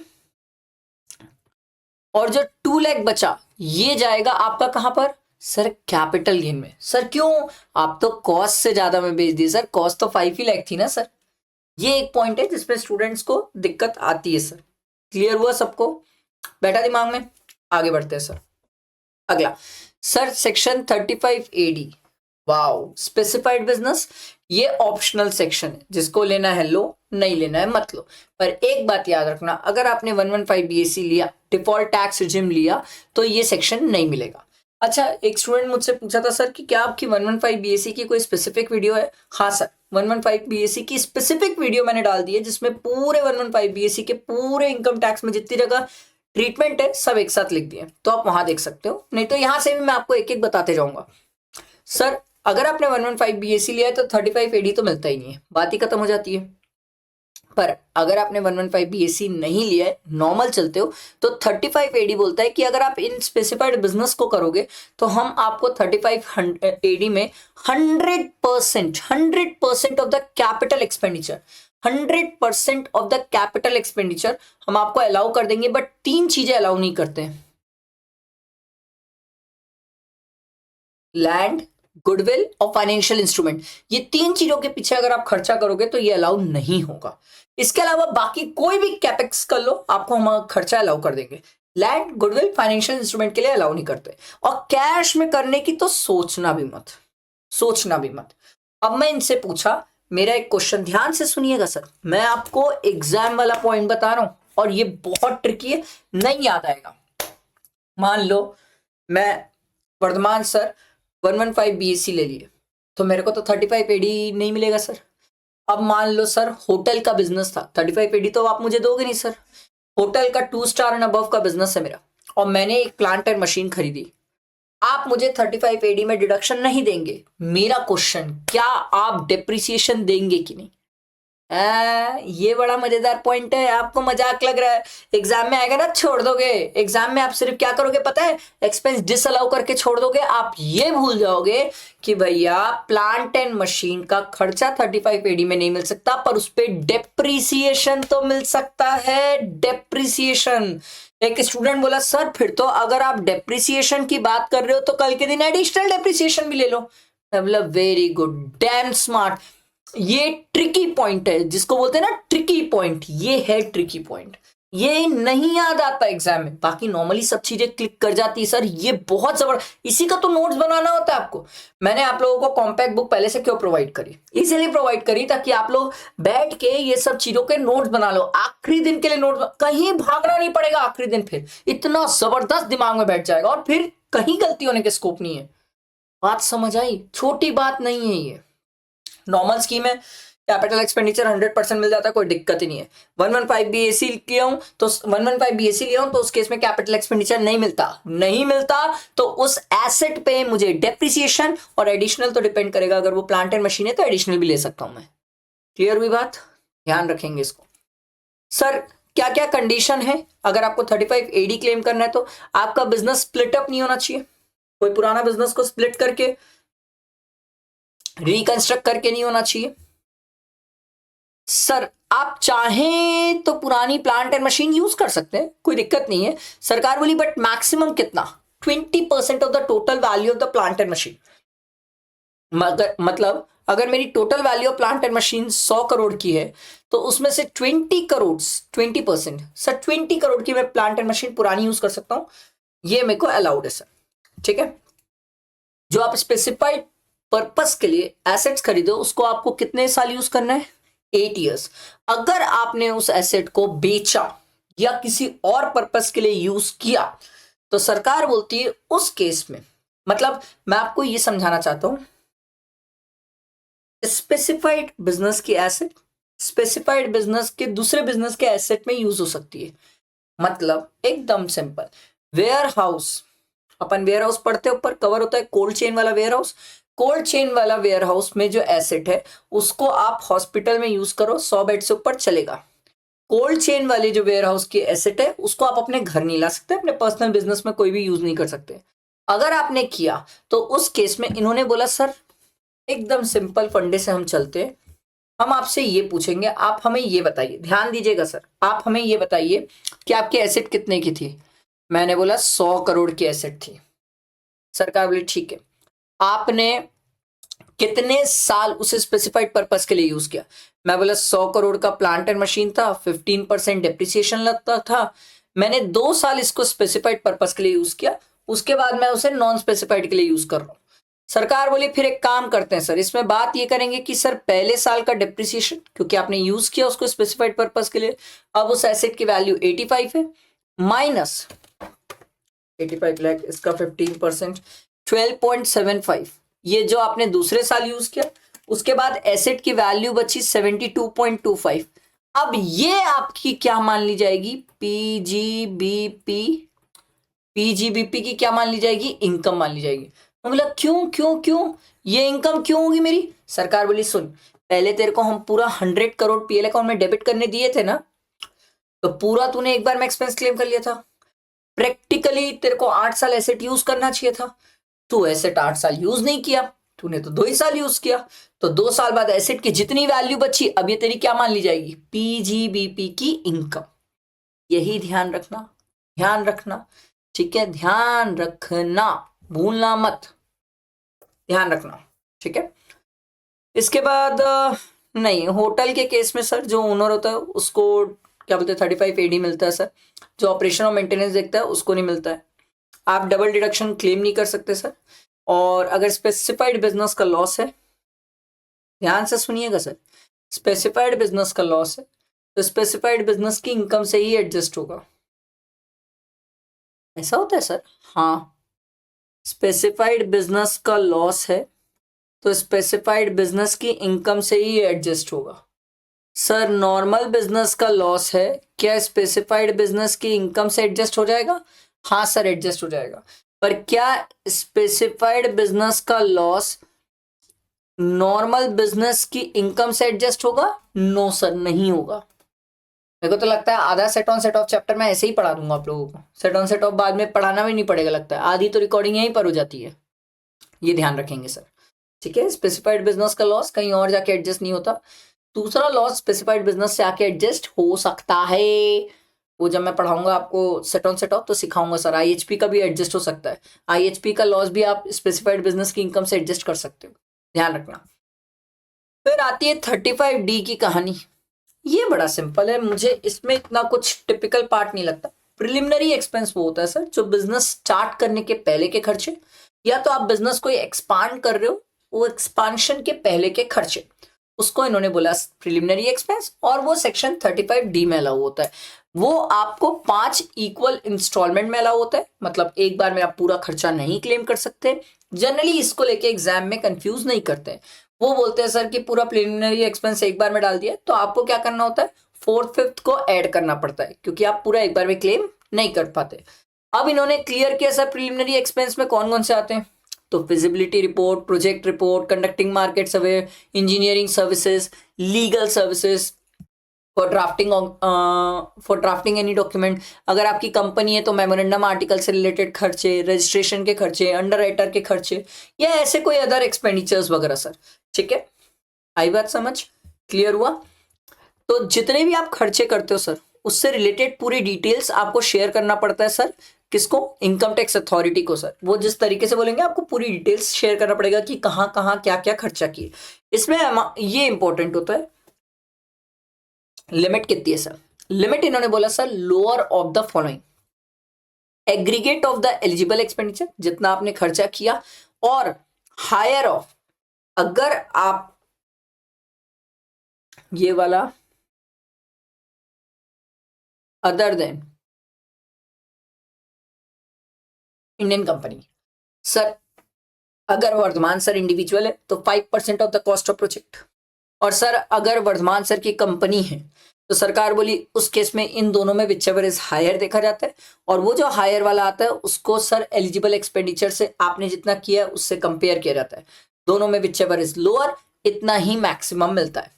मतलब आप समझ लो, अगर मेरा कॉस्ट ऑफ प्रोजेक्ट 30 लाख है, कैपिटल एम्प्लॉयड 40 लाख है, तो दोनों का 5% निकाला जाएगा सर, और 5% कितना आएगा, इसका 1.5 लाख, इसका 2 लाख, ये दोनों में विचएवर इज हायर 2 लाख।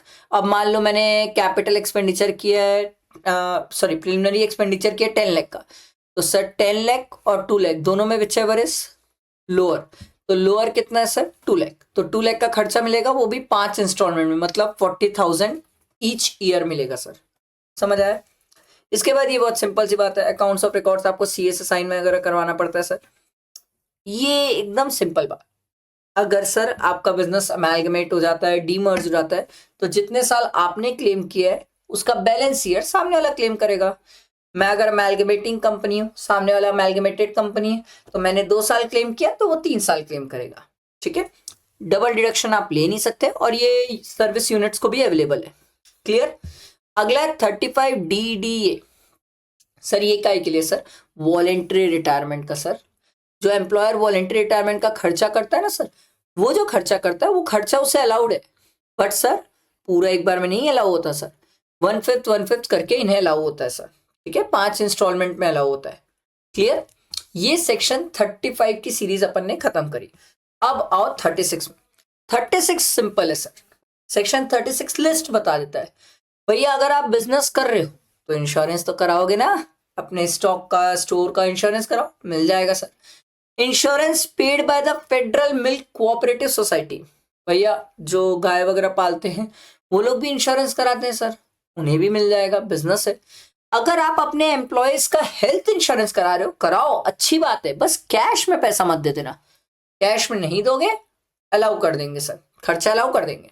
अगला, आप अपने एम्प्लॉयज को बोनस और कमीशन भी दो, बहुत अच्छी बात है, पर सर उन्हें डिविडेंड और प्रॉफिट जो देना था उस फॉर्म में मत दो। मतलब इन्होंने बोला सर अगर मान लो किसी एम्प्लॉय को आपको प्रॉफिट देने का बनता है या डिविडेंड देने का बनता है, तो आपने क्या किया, dividend as an expense allow नहीं होता, तो आपने क्या किया, जानबूझ के डिविडेंड को बोनस के नाम से दिया। ये नहीं कर सकते आप बोनस के नेचर का दो, कमीशन के नेचर का दो, चलेगा। प्रॉफिट और डिविडेंड को बोनस और कमीशन में कन्वर्ट नहीं करना। पर याद रखना, बोनस और कमीशन जो दोगे सब्जेक्ट टू सेक्शन 43B है। 43B अपन आगे कवर करेंगे सर, समझ आया? आप चाहो तो बोनस, जितना बोनस एक्ट में लिखा है उससे ज्यादा भी दोगे तो भी चलेगा, तो भी चलेगा। अगला, इंटरेस्ट ऑन कैपिटल बोरोड। ये तो आपने बिजनेस पर्पस के लिए लोन लिया था, वो इंटरेस्ट आप क्लेम कर सकते हो। कोई एसेट खरीदने के लिए लोन लिया था, उस एसेट से रिलेटेड पुट टू यूज के बाद का इंटरेस्ट क्लेम कर सकते हो, कोई दिक्कत नहीं है।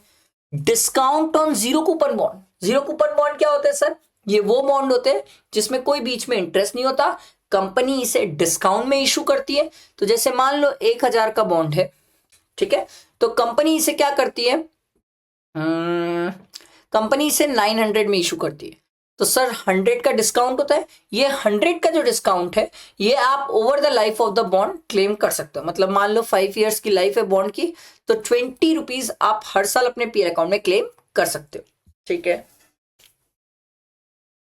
अगला, ये तो पॉइंट ना, दो भी नहीं, ये 1 2 3 4, ये 4 पॉइंट बहुत कंफ्यूज करते हैं स्टूडेंट्स को,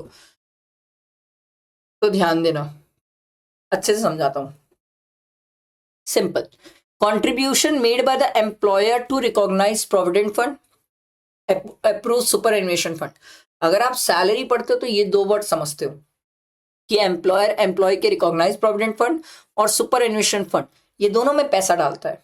सरकार बोली हम आपको ये खर्चा दे देते हैं subject to section 43B। 43B पढ़ाऊंगा सर, ठीक है, 43B अभी पढ़ाऊंगा। फिर अगला है deduction of contribution made by employer towards pension scheme. National pension scheme जो 80CCD में पढ़ते हैं, वहां per employer 14% of salary, maximum 14% of salary डाल सकता है सर। सैलरी मतलब basic plus DA forming part वाला। अब प्लीज यहां कंफ्यूज नहीं होना, ये किसका कंट्रीब्यूशन है? एम्प्लॉयर का है। किसका कंट्रीब्यूशन है? एम्प्लॉयर का है।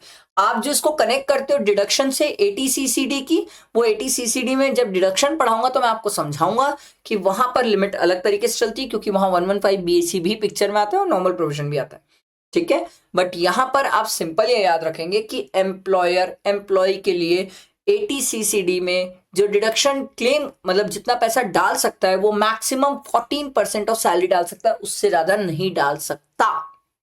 क्लियर हुआ? अगला, एम्प्लॉयर आपके ग्रेचुइटी के लिए पैसा डाल रहा है सर, ये भी सब्जेक्ट टू 43B है, पढ़ेंगे सर। ये सैलरी में, ये सब पॉइंट सैलरी से कवर होते हैं सर। अगला, ये बड़ा प्यारा पॉइंट है, इसको समझना सर, ये थोड़ा सा कंफ्यूज करता है। अब समझो मैं एम्प्लॉयर हूं और आप एम्प्लॉई हो, तो मैं आपके ना प्रोविडेंट फंड में पैसा डालने जा रहा हूं, अपना वाला हिस्सा प्रोविडेंट फंड में डालने जा रहा हूं। तो आप लोगों ने मेरे को क्या बोला, सर आप तो जा ही रहे हो ना, हमारा भी सैलरी से काटो और खुद डाल देना आप। बोला ठीक है डाल दूंगा। अब मैं क्या किया, अपना पैसा जो डालने गया उसके लिए सेक्शन 43B की टाइम लिमिट एप्लीकेबल हो गई कि उतने टाइम पीरियड के अंदर मेरे को डालना है। पर जब मैं आपका पैसा डालने जा रहा था तो उसमें कोई टाइम पीरियड थी नहीं, तो एम्प्लॉयर क्या करते थे, वो पैसा लेके ऐश करते। तो गवर्नमेंट ने बोला ये तो गड़बड़ हो रहा है सर।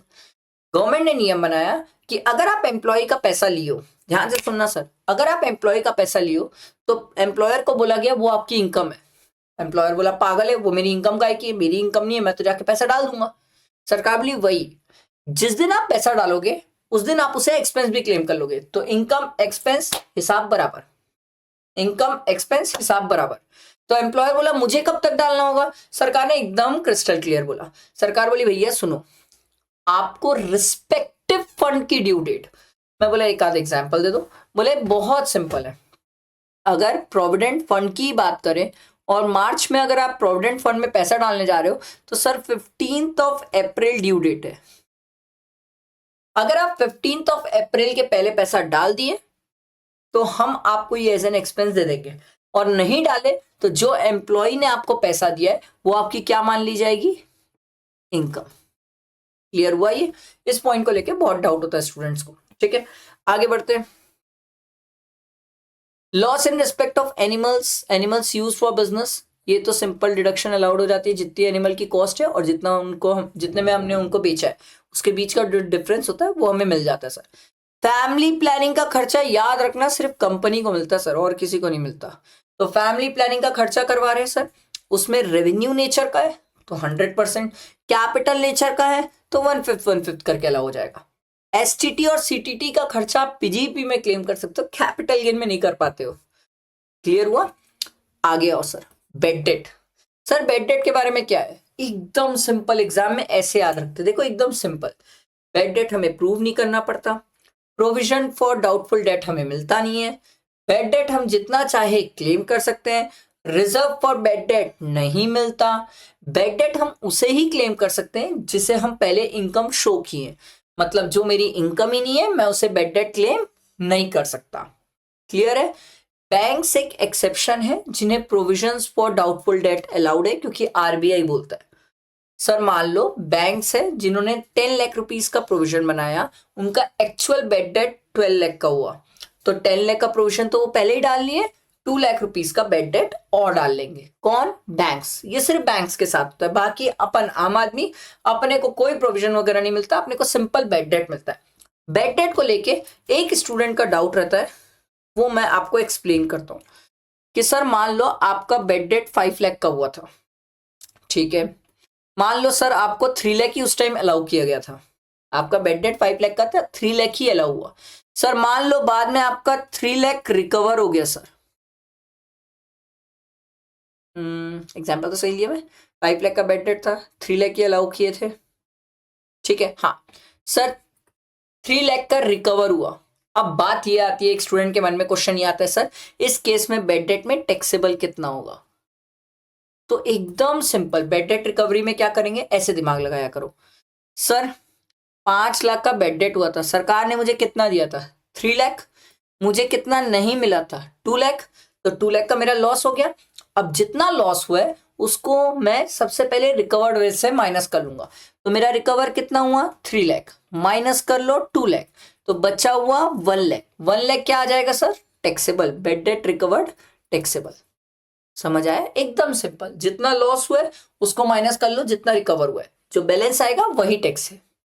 क्लियर? ये बेड डेट को लेके बहुत कॉमन सा डाउट था, इसलिए मैंने आपको बता दिया सर। क्लियर हुआ? उसके बाद आता है सेक्शन 37 सर, ठीक है, सेक्शन, अच्छा बेड डेट से रिलेटेड एक छोटी सी बात, चाहे आपका बिजनेस रहे ना रहे, बेड डेट जब भी रिकवर होगा वो टैक्सेबल है, अगर आपका बिजनेस बंद भी हो गया तो भी वो टैक्सेबल होता है। ठीक, सेक्शन 37 ये तो जनरल है सर, ये बोलता है पर्सनल नेचर के खर्चे नहीं दूंगा, कैपिटल नेचर के नहीं दूंगा, जो बिजनेस पर्पज के लिए होंगे वही दूंगा, जो खर्चा उस अकाउंटिंग ईयर में हुआ है वही दूंगा।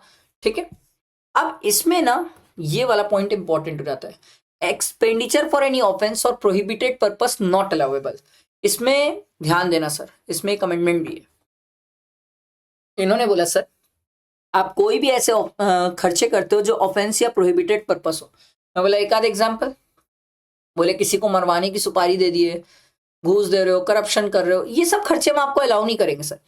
ऐसे कोई भी पर्पस के लिए आपने offence which is prohibited under any law, कोई भी लॉ के अंदर अगर प्रोहिबिटेड है, चाहे इंडिया में हो आउटसाइड इंडिया हो, वो खर्चा हम आपको अलाउ नहीं करेंगे। ऐसा कोई भी आई बाई टाइप का खर्चा हम आपको अलाउ नहीं करेंगे। ये वाला ये वाला भी बड़ा प्यारा है सर। ये तो बेसिकली मेडिकल वालों के लिए आया था सर। इन्होंने बोला सर मेडिकल में ना बेनिफिट्स और परक्विजिट्स फ्रीबीज बहुत दी जाती है सर, कि आप हमारी दवाई को प्रमोट करिए, आप डॉक्टर्स को बोला जाता है आप हमें ही रिकमेंड करिए, यही दवाई रिकमेंड करिए।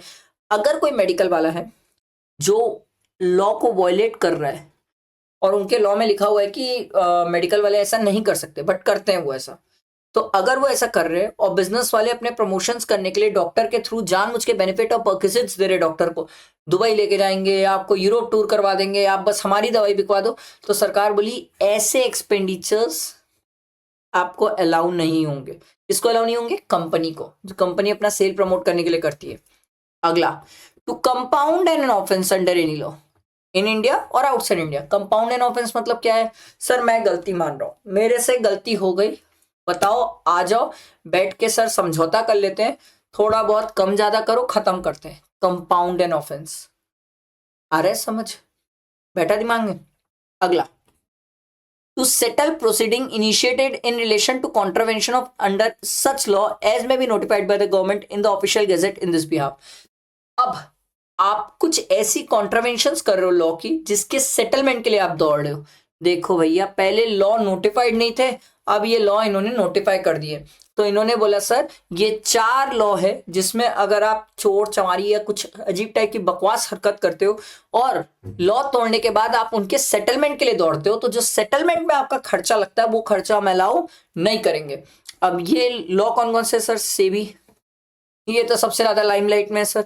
स्कैरा है, सिक्योरिटी से रिलेटेड रहता है। डिपॉजिटरी एक्ट रहता है सर, और कंपटीशन एक्ट।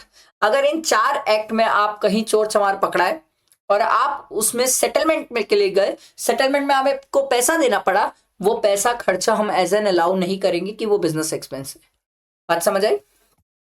सीएसआर एक्सपेंडिचर ये तो पहले भी अलाउ नहीं करते थे। Advertisement expenditure in magazine publish by the political party, नहीं सर, ये खर्चा पहले भी अलाउ नहीं था, आज भी अलाउ नहीं है। इलीगल बिजनेस, आप इसका जो लॉस है वो इलीगल बिजनेस की इनकम से एडजस्ट कर सकते हो। ये छोटा पॉइंट है, इंटर लेवल पे तो इतना नहीं पूछता, फाइनल लेवल पे इसको बहुत कुछ लगता है सर। समझ आई बात? ये सेक्शन 35 वाली पूरे ट्रांजेक्शन्स कवर किए हमने, ठीक है। सेक्शन 35 कंप्लीट हुआ। अब आता है सेक्शन 40। सेक्शन 40 में तो मस्त बातें हैं सर। सेक्शन 40 जब भी मैं सुनता हूं ना सर, मेरे दिमाग में एक ही चीज आती है, डिसअलाउंसेस। सेक्शन 40 मतलब आंख बंद करके डिसअलाउंसेस, एकदम ऐसे दिमाग में रखा करो। तो इन्होंने सबसे पहला ये बोला सर कि सर आप किसी को आउटसाइड इंडिया पेमेंट कर रहे हो या किसी नॉन रेसिडेंट को पेमेंट कर रहे हो जो इंडिया में है सर, और आप पेमेंट किसका कर रहे हो? Interest, royalty, fees for technical services या एनी अदर सम चार्जेबल, कुछ भी पेमेंट कर रहे हो, और पेमेंट करते टाइम सर आपने टैक्स काटा ही नहीं सर, ठीक है, या तो काटा, टैक्स काटा बट पे नहीं किया सर। सर ये क्या क्या क्या बोल रहे हो? काटा पे नहीं किया, क्या है ये? सर आपने किसी का टीडीएस डिडक्ट ही नहीं किया, या तो डिडक्ट किया बट पे नहीं किया। सर किसको पे करना है? ए भाई, टैक्स काट के किसको दोगे? गवर्नमेंट को ही तो दोगे ना सर। तो आप समझो कि मैं किसी नॉन रेसिडेंट को 1 lakh rupees as an interest pay कर रहा हूं, ठीक है, और मान लो मेरा प्रीवियस ईयर 25-26 है, तो मेरे को सरकार बोलती है भाई इसका आप टीडीएस काट दो, और मान लो मैं इसके साथ जो ट्रांजेक्शन किया हूं वो जनवरी में किया हूं, तो सरकार बोलती है भैया आप इसका टीडीएस काट दो। मैं बोला ठीक है यार, 10% टीडीएस काटा, मतलब 10,000 टीडीएस काटा, बचा हुआ पैसा इसको दे दिया। सरकार बोली वेरी गुड, अब अगर आपने ये किया है तो हम आपको ये 1 लाख रुपीज का एक्सपेंस एज एन अलाउ कर देंगे। मैं बोला ठीक है। मान लो अच्छा, सिर्फ टीडीएस काटना नहीं है, ये 10,000 गवर्नमेंट को जाके जमा भी करना है, ऐसा नहीं अपने जेब में रख लिए, टीडीएस काटना और गवर्नमेंट को जमा भी करना। तो मैंने काटा और गवर्नमेंट को जमा भी कर दिया। सरकार बोली वेरी गुड, आप अच्छे इंसान हो, हमें कोई दिक्कत नहीं है, हम आपको ये एक्सपेंस दे देंगे। मान लो, ध्यान देना सर, मान लो मैं ये 10,000 का टीडीएस काटा बट गवर्नमेंट को जाके जमा ही नहीं किया। सरकार बोली हम तेरा वेट करेंगे, हम किसी को भी ना पहले दिन से चोर नहीं बोलते, हम तेरा वेट करेंगे। मैं बोले कब तक? बोले तेरी ड्यू डेट ऑफ रिटर्न है ना सर, जिस दिन तक तू रिटर्न फाइल करता है तब तक तेरा वेट करेंगे सर हम। मैं बोला मेरी रिटर्न फाइल करने की ड्यू डेट तो 31 जुलाई है। बोले बस लास्ट 31 जुलाई तक वेट करेंगे। अगर तू 31 जुलाई तक हमें पैसा दे दिया तो हम तेरे को ये एक्सपेंस अलाउ कर देंगे। अब मान लो मैं 31 जुलाई को नहीं दे पाया पैसा, मैं दिया 1 सितंबर को पैसा, तो सरकार बोली सुनना, अब ये खर्चा 25-26 में लेने मता, तो ये खर्चा हमसे कब लेगा? 26-27 में। बात समझ आई सर? तो सर आपको टीडीएस काटना भी है एंड काट के जमा भी करना है। सिर्फ काटने से नहीं होगा, काट के जमा भी करना है। कब तक करना है सर? ऑन और before the due date of filing of return under section 139(1). Clear? बैठा दिमाग में? अगर आपने टीडीएस काटा ही नेक्स्ट ईयर या फिर काटा इस साल बट जमा नेक्स्ट ईयर किया, तो वो खर्चा फिर इस साल अलाउ नहीं होता, वो नेक्स्ट ईयर ही अलाउ होता है। अब आपने टीडीएस काटा ही नेक्स्ट ईयर, इसका एक एग्जांपल बहुत सिंपल है सर। 25-26 की कहानी चल रही थी और जनवरी का ट्रांजेक्शन था, तो मुझे जनवरी में टीडीएस काट देना चाहिए था। मैंने उस बंदे का टीडीएस काटा है 26-27 में 5 मई को। सरकार बोली भैया आप तो टीडीएस ही अगले साल काटे हो, भले जनवरी का ट्रांजेक्शन था, आपको पिछले साल का ट्रांजेक्शन था, पिछले साल टीडीएस काट देना था, आपने तो टीडीएस ही अगले साल काटा है। तो फिर आप 25-26 में खर्चा नहीं क्लेम कर सकते, आप 26-27 में खर्चा क्लेम कर लो, हमें कोई दिक्कत नहीं है।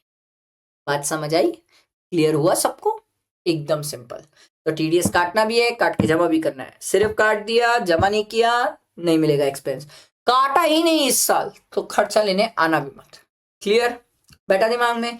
अब चलो, मान लो हम इंसान हैं, मतलब हम इंसान ही है, बट मान लो हमसे गलतियां होती है, और होती है, सबसे होती है, मेरे से भी होती है। तो सर मान लो मेरे से गलती हो गई, मैं नहीं काटा टीडीएस, मैं काट के जमा भी करना भूल गया टीडीएस, पर जो आदमी है बाहर वाला जिसका मेरे को टीडीएस काटना चाहिए था, वो आदमी देव मानुस निकला। वो आदमी इंडिया आया, अपनी रिटर्न फाइल किया, उस रिटर्न में उसको इनकम भी दिखाया और उस इनकम पे उसने टैक्स भी पे कर दिया। सरकार बोली भाई हमारा मेन पर्पस क्या था? मैं बोला आपको तो टैक्स से मतलब था। सरकार बोली वही तो बोल रहे हैं, जब वो आदमी आके हमें टैक्स दे दिया, वो आदमी आके हमें टैक्स दे दिया, अब हमें क्या दिक्कत है? अब तेरे को हम ये खर्चा दे देंगे। समझ आई बात? सेम इज द केस जब आप पेमेंट करते हो किसी रेसिडेंट को, ऊपर नॉन रेसिडेंट था, नीचे रेसिडेंट है, नॉन रेसिडेंट को पे करते हो तो 100% डिसअलाउ करते हैं, रेसिडेंट को पे करते हो तो कितना डिसअलाउ करते हैं? 30%। बाकी पूरा लॉजिक सेम है, इसलिए एक बार समझो, दूसरी बार 30% बस याद रखो रेसिडेंट के केस में। क्लियर? आगे बढ़ते हैं। सर इनकम टैक्स का खर्चा नहीं मिलेगा। ऑब्वियसली सर इनकम टैक्स ही तो निकाल रहे हो, इनकम टैक्स में सरचार्ज भी नहीं मिलेगा, सेस भी नहीं मिलेगा। सोचो शर्म के मारे गवर्नमेंट को लिखना पड़ा, लोग सरचार्ज का खर्चा क्लेम कर रहे हैं, बोले इनकम टैक्स नहीं मिलेगा, सरचार्ज तो मिलेगा। सरकार बोली अबे पागल है, सरचार्ज इनकम टैक्स पे ही लगता है, तो भी लोग क्लेम कर रहे थे। सरकार बोली आई एम सॉरी, हम लिख देते हैं। वेल टैक्स भी नहीं मिलेगा। अगर सर स्टेट गवर्नमेंट, ठीक है, अंडरटेकिंग्स जो है वो अगर रॉयल्टी सर्विस चार्ज अगर स्टेट गवर्नमेंट को दे रही है, जैसे मैं जहां रहता हूं वहां Bhilai steel plant state government undertaking है, वो अगर स्टेट गवर्नमेंट को पैसा दे रही है तो सरकार बोली ये भी खर्चा नहीं मिलेगा, ये तो गवर्नमेंट अपनी अंडरटेकिंग से पैसा निकालने का तरीका ढूंढ रही है। अगर आप इंडिया से बाहर सैलरी पे कर रहे हो और टीडीएस नहीं काटे तो खर्चा नहीं देंगे। Contribution towards employees welfare fund, जो नोटिफाइड है, जो कैटेगरी है, उनके अलावा कोई भी फंड बना रहे हो तो एक्सपेंस नहीं देंगे। Tax on non monetary perquisite, ये हम सैलरी में सीखते हैं सर। नॉन मॉनेटरी मतलब सर एम्प्लॉयर आपको घर दिया, गाड़ी दिया, नॉन मॉनेटरी परक्विजिट दिया, उस नॉन मॉनेटरी परक्विजिट में जो टैक्स है वो अगर एम्प्लॉयर पे करता है तो एम्प्लॉयर को वो खर्चा नहीं देंगे। मैं बोला क्यों? सरकार बोली गधे, वो उसका एक्सपेंस नहीं था, वो एम्प्लॉयर का टैक्स था, जो एम्प्लॉय का टैक्स था जो एम्प्लॉयर ने पे कर दिया, उसको क्यों देंगे एम्प्लॉयर को खर्चा? एम्प्लॉयर के जेब से कुछ नहीं जा रहा है, वो तो एम्प्लॉय की सैलरी से टैक्स काटता है और गवर्नमेंट को जमा कर देता है, इसीलिए एक्सपेंस नहीं देते सर। समझ आया? आओ आगे देखो सर, सेक्शन 40B सर ये काहे के लिए sir? Partnership firm sir, partnership firm. अगर कोई पार्टनरशिप फर्म है तो अपन क्या पढ़ रहे हैं? सेक्शन 40। सेक्शन 40 क्या बोलता है? डिसअलाउंसेस। तो इन्होंने बोला सर पार्टनरशिप फर्म का जब आप अकाउंट्स बनाने जाओ, जब आप टैक्सेशन में टैक्स निकालने जाओ, तो याद रखना सेक्शन 40B पिक्चर में, और सेक्शन 40B बोलता है कि आप किसी भी पार्टनर को सैलरी, बोनस, कमीशन या रेम्युनरेशन दो हमें चलेगा, बट वो पार्टनर नॉन वर्किंग पार्टनर नहीं होना चाहिए। वर्किंग पार्टनर होगा तब आप दे सकते हो, नॉन वर्किंग पार्टनर होगा तो नहीं देंगे सर। याद रखना सर। तब अगर आप वर्किंग पार्टनर को दोगे तभी एक्सपेंस अलाउड है, नॉन वर्किंग पार्टनर को दोगे तो एक्सपेंस अलाउड नहीं है। फिर सर अगर आप किसी पार्टनर को इंटरेस्ट देना चाहते हो तो 12% सिंपल इंटरेस्ट। अच्छा, इंटरेस्ट आप किसी को भी दो, वर्किंग पार्टनर को दो, नॉन वर्किंग पार्टनर को दो, हमें चलेगा। Working partner, non working partner, किसी को भी दो चलेगा, इंटरेस्ट तो किसी को भी दो चलेगा सर। एक बात याद रखना, रेम्यूनरेशन में चेंजेस आप रेट्रोस्पेक्टिव नहीं कर सकते, मतलब पीछे से चेंज नहीं कर सकते, प्रोस्पेक्टिव चेंजेस कर सकते हो। ये अलाउड कि प्रोस्पेक्टिव चेंजेस कर लो सर, ठीक। इन्होंने बोला सर रेम्यूनरेशन की लिमिट है, लिमिट कैसे निकाली जाती है? सबसे पहले बुक प्रॉफिट निकाला जाता है। सर बुक प्रॉफिट कैसे निकाला जाता है? जैसे आप पूरे इनकम टैक्स का कंप्यूटेशन करते हो वैसे ही करोगे। जो सेक्शन 40B में डिसअलाउड है वो डिसअलाउड वाले आइटम को ऐड कर लोगे। सर कैसे?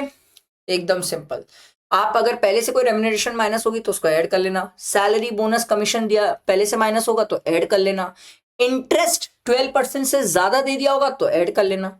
वो सब ऐड करोगे तो आपका बुक प्रॉफिट आएगा। बुक प्रॉफिट आएगा तो पहले 6 लाख, फर्स्ट 6 लाख, और इन केस ऑफ लॉस, चाहे एक फर्म को प्रॉफिट हो या लॉस हो, आप मैक्सिमम कितना रेम्यूनरेशन दे सकते हो? 3 लाख और 90% ऑफ बुक प्रॉफिट, दोनों में विच एवर इज मोर। तो लॉस के केस में भी फर्म कितना रेम्यूनरेशन दे सकती है? 3 लाख रुपीस का। ध्यान रहेगा, लॉस के केस में भी फर्म कितना रेम्यूनरेशन दे सकती है? 3 लाख रुपीस का मैक्सिमम, है ना। बाकी तो अपन को जितना भी प्रॉफिट रहेगा उसका 90% करना पड़ेगा, दोनों में विच एवर इज मोर देखना पड़ेगा। बैलेंस जो बुक प्रॉफिट रहेगा उसका 60%। क्लियर? सबको बैठा दिमाग में? अच्छा, ये ना थोड़ा सा कंफ्यूज करता है, स्टूडेंट कंफ्यूज होते हैं सर। इसको मैं एकदम शॉर्ट और सिंपल तरीके से बताता हूं। पहले आप 2-3 बातें और सुन लो सर। पार्टनरशिप फॉर्म से, ध्यान से सुनना, मैं 1-2 पॉइंट आपको बता रहा हूं, ध्यान रखना सर। शेयर ऑफ प्रॉफिट जो फॉर्म से मिलता है वो क्या होता है? एग्जेम्प्ट होता है सर। सर कहाँ एग्जेम्प्ट होता है? सर 10(2)A में पढ़े हम, एग्जेम्प्ट होता है, शेयर ऑफ प्रॉफिट एग्जेम्प्ट होता है। इसको ना मैं आपको नोट करा के बताता हूं।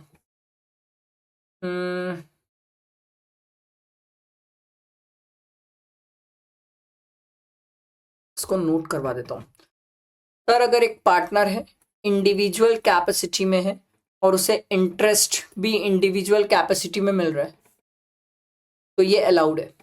सर एक पार्टनर रिप्रेजेंटेटिव कैपेसिटी में और उसे इंटरेस्ट भी रिप्रेजेंटेटिव कैपेसिटी में मिल रहा है तो अलाउड है। अगर कोई पार्टनर इंडिविजुअल कैपेसिटी में, उसे इंटरेस्ट रिप्रेजेंटेटिव कैपेसिटी में मिल रहा है तो डिसअलाउड है। कोई पार्टनर रिप्रेजेंटेटिव कैपेसिटी में है और इंडिविजुअल कैपेसिटी में इंटरेस्ट मिल रहा है तो डिसअलाउड है। आसान भाषा में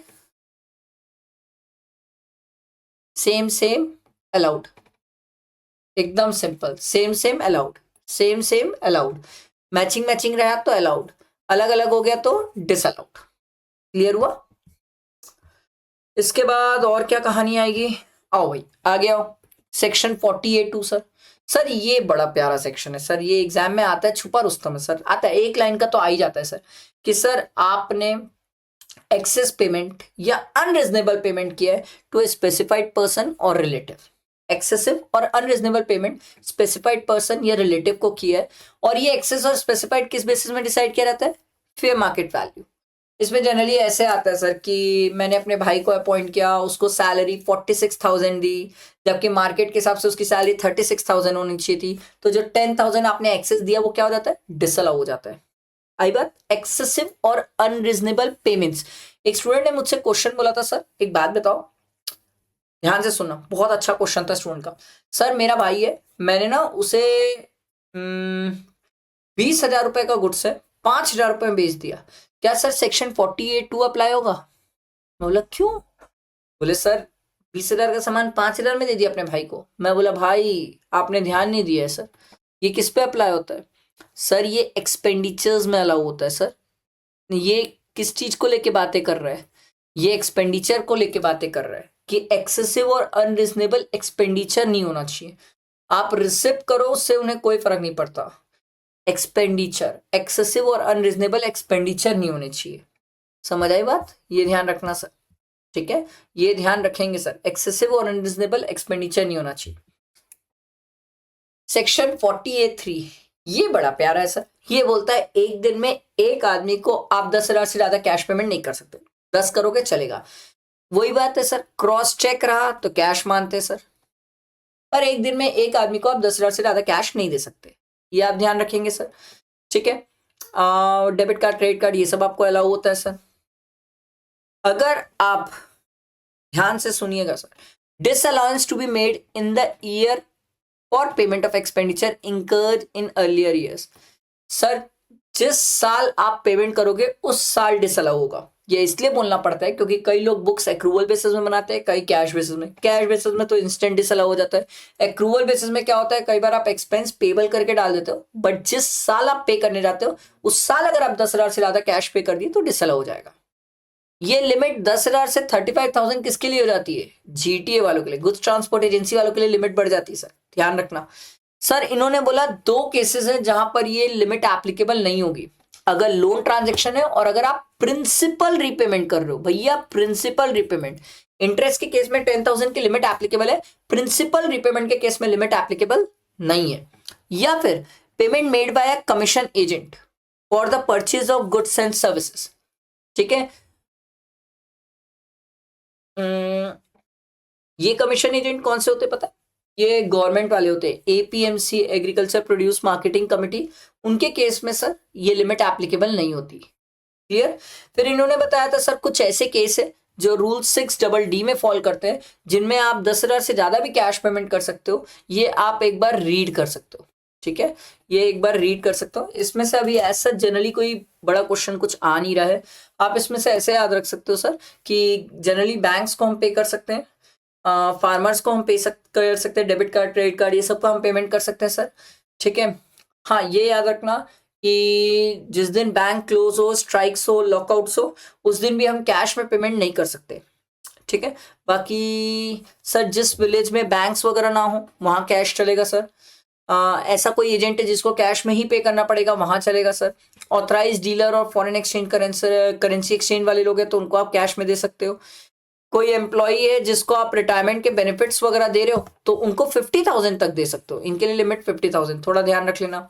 अगर आपने किसी को सर, कोई एम्प्लॉई है कोई ऐसी जगह भेज दिया सर जहां पर बाप रे टेम्पररी पोस्ट की हो किसी को 15 डेज के लिए sir, other than his place of duty, तो वहां पर सर क्या बोलते हैं कैश में काम हो सकता है सर। ठीक है, इसमें ये पॉइंट सिर्फ रीड करने वाले रहते हैं, इतना ज्यादा इसको याद करने वाली बात नहीं, इसको पूरा रटने मत चले जाना सर। ठीक है, उसके बाद सेक्शन 47 सर, ये क्या है सर, ये बोलता है सर कि हम आपको अप्रूव्ड ग्रेच्युटी फंड में पैसा डालोगे तो दे देंगे। प्रोविजन फॉर, लिखो provision for approved gratuity fund on actuarial basis. Actuarial basis, actuary का एग्जाम होता है, एक्चुरियल बेसिस अगर वो भी करोगे तो भी अलाउड है। बट याद रखना प्रोविजन तभी अलाउड होता है, कंडीशनल प्रोविजन अलाउड होता है कि प्रोविजन हम उतना ही अलाउ करेंगे जितना करंट ईयर में पेमेंट होगा। मतलब अगर आपने प्रोविजन बनाया और करंट ईयर में उस प्रोविजन से पेमेंट भी कर दिया तो हम अलाउ करेंगे, अदरवाइज अलाउ नहीं करेंगे। क्लियर। उसके बाद है नॉन स्टैट्यूटरी फंड में तो ये अलाउ करते भी नहीं है। Section 41 deemed profit. Deemed profit मतलब सरकार बोलती है हम ये मान के चलते ये प्रॉफिट है, बोला है एक आध एग्जांपल दो, बोले बैड डेट रिकवर्ड, बोले हो यार, मैं बोले और एक आध एग्जांपल दो, बोले ये वाला तो बड़ा प्यार है। मान लो एक क्रेडिटर है, ठीक है, जिससे मुझे 10,000 मेरे को वर्तमान सर को उसको 10,000 रुपए पेमेंट करना है। वो क्रेडिटर बोला यार 30 डेज का टाइम दिया, मेरे पास अगले दिन ही पैसा आ गया, मैं उसके पास अगले दिन पहुंच गया, ले यार तेरा 10,000 मेरे पास पैसे आ गए। क्रेडिटर बोला वाह तू तो तुरंत ले आया, तू एक काम कर 9500 ही पेमेंट कर दे। सरकार बोली 500 का फायदा हुआ ना, ये 500 का फायदा डीम्ड प्रॉफिट है। बोले प्रॉफिट कैसे हुआ, बोले तू पीएल अकाउंट में खर्चा कितना डाला था, क्रेडिटर को पेमेंट करने के लिए परचेज का 10,000 डाला था ना, बोला हाँ, बोले तेरे को कितना पेमेंट करना पड़ा 9500, तेरा कितना बच गया 500, ये 500 तेरा क्या हो जाएगा सर प्रॉफिट, डीम्ड प्रॉफिट। समझ आई बात। Trading liability bye way of रेमिशन और सीजेशन, क्रिस्टल क्लियर, ये बैठा दिमाग में, ये अच्छा पॉइंट है, याद रखना चाहिए सर। क्लियर। उसके बाद देखो सेक्शन 43B, देखो सेक्शन 43B की जब बात हो तो ये बड़ा प्यारा सेक्शन, क्योंकि ये ऐसा हो नहीं सकता कि एग्जाम में इस सेक्शन से रिलेट कुछ मिले ना। सेक्शन 43B ये बोलता है सर कि मैं कुछ ऐसी चीजें हैं, कुछ ऐसे एक्सपेंस है, मैं लिस्ट बता रहा हूं, इनका खर्चा मैं तभी अलाउ करूंगा जब इनका पेमेंट होगा। अगर पेमेंट नहीं करोगे तो खर्चा अलाउ नहीं करूंगा। इसमें सबसे पहला देखो, any sum payable by the assessee by way of tax. अब कौन सा टैक्स सर? इनकम टैक्स तो नहीं होगा ना सर, इनकम टैक्स ऊपर ही डिसअलाउ हुआ है। तो सर और कौन सा टैक्स हो सकता है? क्यों, म्युनिसिपल टैक्स नहीं हो सकता? बिल्कुल हो सकता है sir. Duty sir, GST, GST भी गुड्स एंड सर्विस टैक्स है, यहां पर आ जाएगा सर। ड्यूटी में कस्टम ड्यूटी हो सकती है, ऑक्ट्रॉय ड्यूटी हो सकती है sir. Cess, GST compensation cess sir, GST में पढ़ते हैं सर हम सेस, इनकम टैक्स वाला सेस मत लेना ना। Fee sir, company return file करने की फी, ऑडिट फी, कैसे भूल सकते हो सर, ठीक है। By what ever name called under any law for the timing in force, ये सब चीजों का पेमेंट करोगे तभी ये खर्चा मिलेगा, अदरवाइज नहीं करोगे नहीं मिलेगा। पहले लिस्ट देखते हैं क्या क्या और है। दूसरा, एम्प्लॉयर को बोला गया भैया सुन, तू एम्प्लॉय के provident fund, superannuation fund, gratuity fund या कोई भी फंड में तू पैसा डालने वाला था ना, अपना कंट्रीब्यूशन डालने वाला था ना, डाल दे। तू डालेगा तभी तेरे को ये खर्चा देंगे। इसलिए जब मैं आपको सेक्शन 36 की लिस्ट पढ़ा रहा था तो वहां लिखा हुआ था सब्जेक्ट टू सेक्शन 43B, और यही है sir 43B। Next sir, bonus commission, employer employee के लिए बोनस और कमीशन देना चाहता है, सरकार बोली बहुत बढ़िया दे दो, हम मना नहीं कर रहे हैं, पर याद रखना पे करोगे तभी मिलेगा। अगला, एम्प्लॉयर एम्प्लॉय को लीव इनकैशमेंट देना चाहता है। सर ये लीव इनकैशमेंट क्या होता है? सर सैलरी में पढ़ते हैं सर, जहां एम्प्लॉयर बोलता है पूरे साल में 20 दिन की छुट्टी दूंगा, मत ले 20 दिन की छुट्टी तो 1 महीने की सैलरी दे दूंगा, लीव इनकैशमेंट। अगला, सर आप कोई रेलवे की एसेट यूज कर रहे हो तो अगर आपने रेलवे को पेमेंट किया तभी खर्चा मिलेगा। एंड ये वाला तो बड़ा प्यारा है सर, आपने कहीं से भी लोन लिया हो, पब्लिक फाइनेंशियल इंस्टीट्यूशन, बैंक्स, कहीं से भी लोन लो, एनबीएफसी से लोन लो, कोई दिक्कत नहीं है सर, आपको जहां से लोन लेना है ले लो। सरकार बोली लोन का इंटरेस्ट तभी मिलेगा जब आप इंटरेस्ट पे करोगे, अगर पेबल है तो इंटरेस्ट नहीं मिलेगा। समझ आया बेटा दिमाग में? 43B पूरे इनकम टैक्स को ओवरराइड करता है, मतलब पूरे पीजीपी को ये ओवरराइड करता है और ये बोलता है मैं ये लिस्ट ऑफ एक्सपेंस है तभी दूंगा जब इनका पेमेंट होगा, अदरवाइज नहीं दूंगा। आपने लोन चाहे कहीं से भी लिया हो, बस इंटरेस्ट का पेमेंट होना चाहिए, पेबल नहीं मिलेगा, पेमेंट होना चाहिए, ध्यान रखना। अगला, ये वाला पॉइंट बहुत स्टूडेंट को कंफ्यूज करता है। सर अगर कोई माइक्रो और स्मॉल एंटरप्राइजेस को आपका पेमेंट करने का बनता है तो सरकार आपसे पहले पूछती है क्या आप लोगों के बीच में एग्रीमेंट था, तो सरकार बोलती है एग्रीमेंट था तो 45 डेज के अंदर पेमेंट कर दो, और अगर एग्रीमेंट नहीं है तो 15 डेज के अंदर पेमेंट कर दो सर। अब एक स्टूडेंट बोला सर एक क्वेश्चन था। मैं बोला बता भाई। सर मान लो हमने 1 मार्च को बैठा, एग्रीमेंट किया, हमारा 45 डेज 15 अप्रैल को कंप्लीट हो रहा है, सर मैंने पेमेंट किया है सर 4 अप्रैल को, ठीक है, ये 25-26 है और ये 26-27 है सर, प्रीवियस ईयर। अब क्वेश्चन मन में एक स्टूडेंट के बहुत जेन्युइन आया, सर एक बात बताओ, ये तो आपने 4 अप्रैल को पेमेंट किया है, आपको खर्चा कब अलाउ होगा, 26-27 कि 25-26? सरकार बोली 25-26 में ये खर्चा अलाउ हो जाएगा। अभी तक का एग्जाम में यही ट्रिकी पॉइंट था जहां पर फंसाया है स्टूडेंट को। क्लियर हुआ? ये बैठा दिमाग में। और अगर एग्जाम्पल चाहिए तो ये मैंने और एग्जाम्पल्स भी दिए सर, आप चाहो तो ये एग्जाम्पल देख सकते हो सर, बिल्कुल देख सकते हो, पक्का देख सकते हो, ठीक है।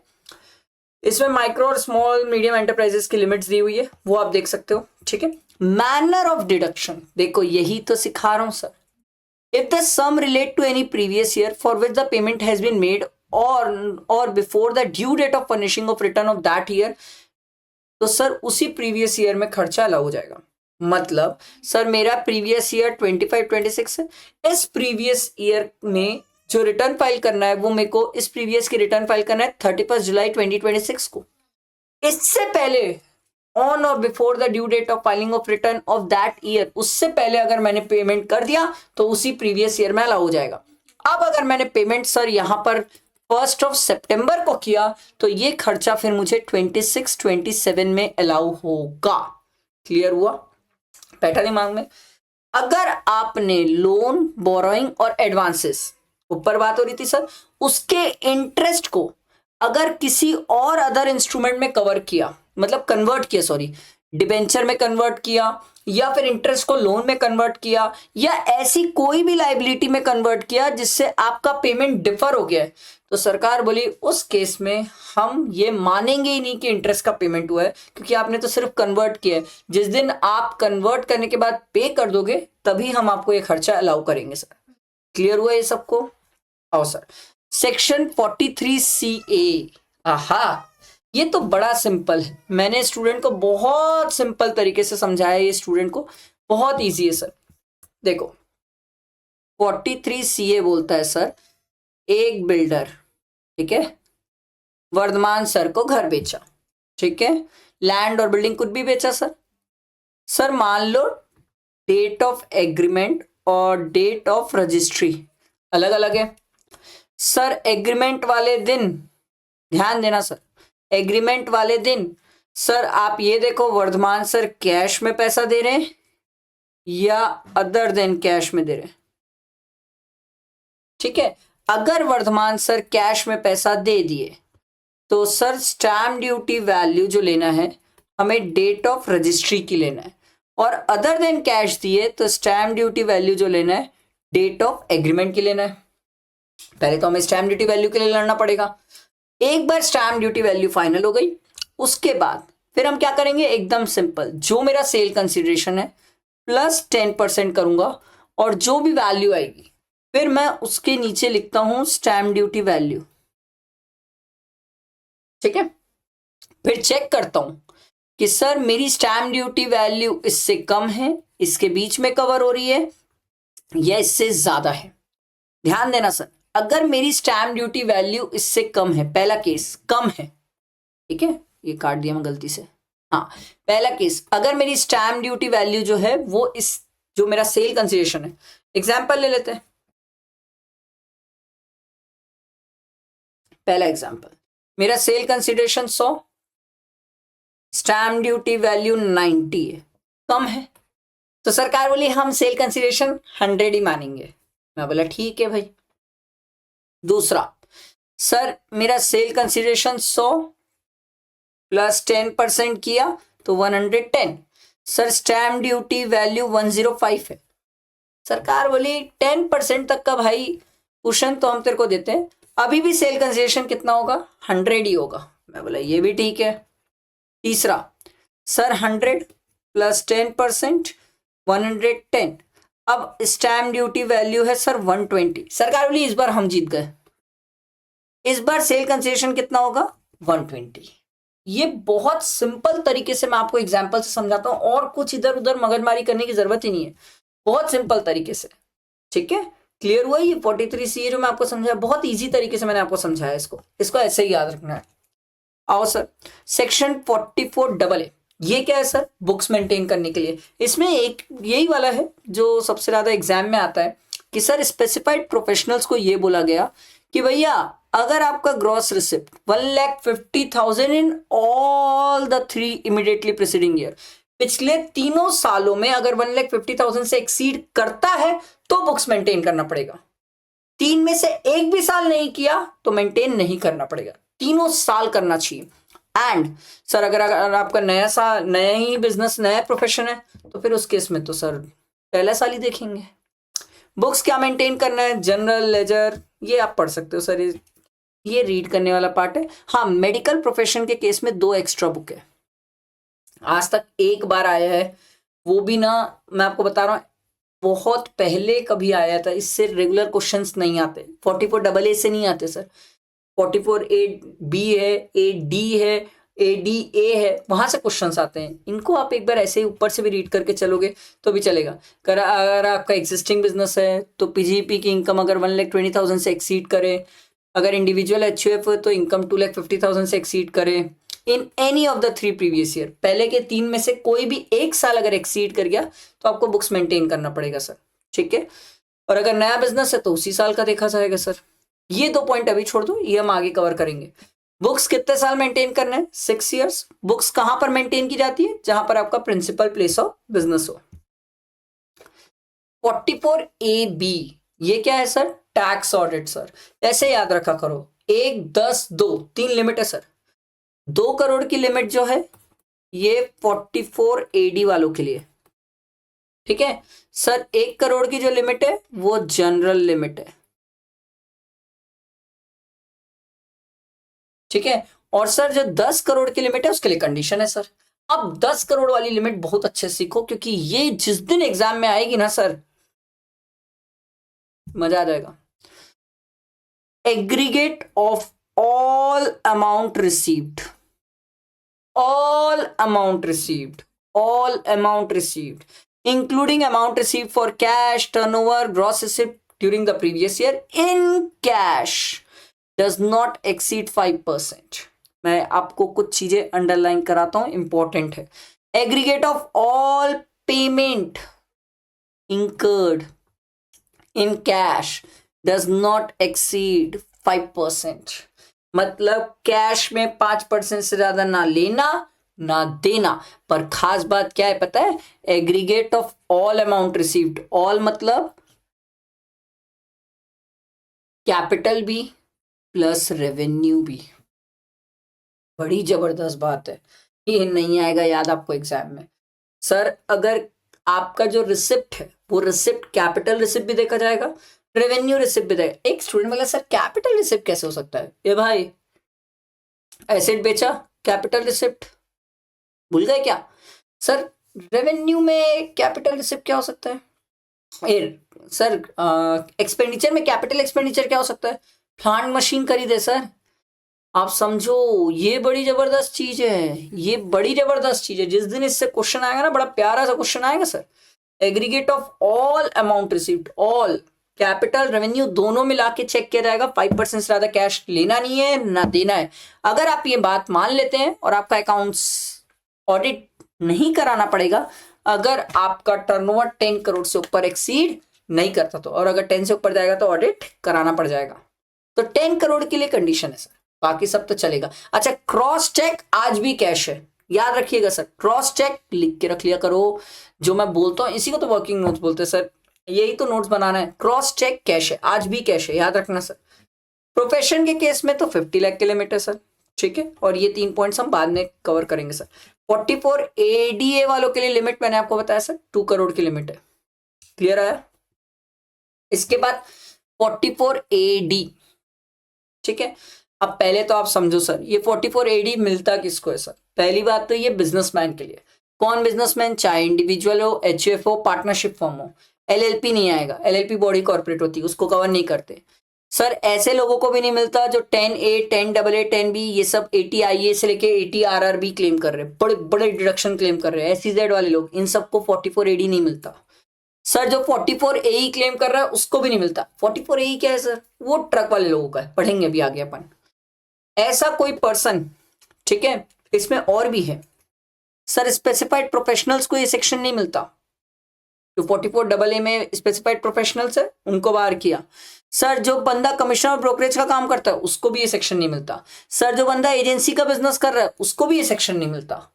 तो ये ध्यान रखना पड़ता है कि इसको ये सेक्शन नहीं मिलता। अगला सर, ऐसा कोई पर्सन जिसका टर्नओवर 2 करोड़ से ऊपर चले गया उसको भी ये सेक्शन नहीं मिलता, ठीक है। ऐसे ध्यान रखना पड़ेगा सर। ये 2 करोड़ की लिमिट ना 3 करोड़ तक भी पहुंचती है, 3 करोड़ भी मिलती है, provided 5% of the turnover. Sir 5% of the turnover से ज्यादा आपका कैश में नहीं होना चाहिए। 5% ऑफ द टर्नओवर से ज्यादा कैश में नहीं होना चाहिए।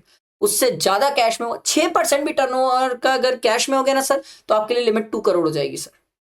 और अगर आप लिमिट को कंप्लाई करते हैं तो सरकार ने बोला फिर हम प्रिजम्पटिव बेसिस में आपकी इनकम मानेंगे, जो कि 8 और 6 डिपेंड करेगा सर।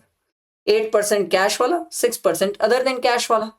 आई बात समझ? आप इससे चाहो तो ज्यादा इनकम डिस्क्लोज कर सकते हो, हमें कोई दिक्कत नहीं है सर।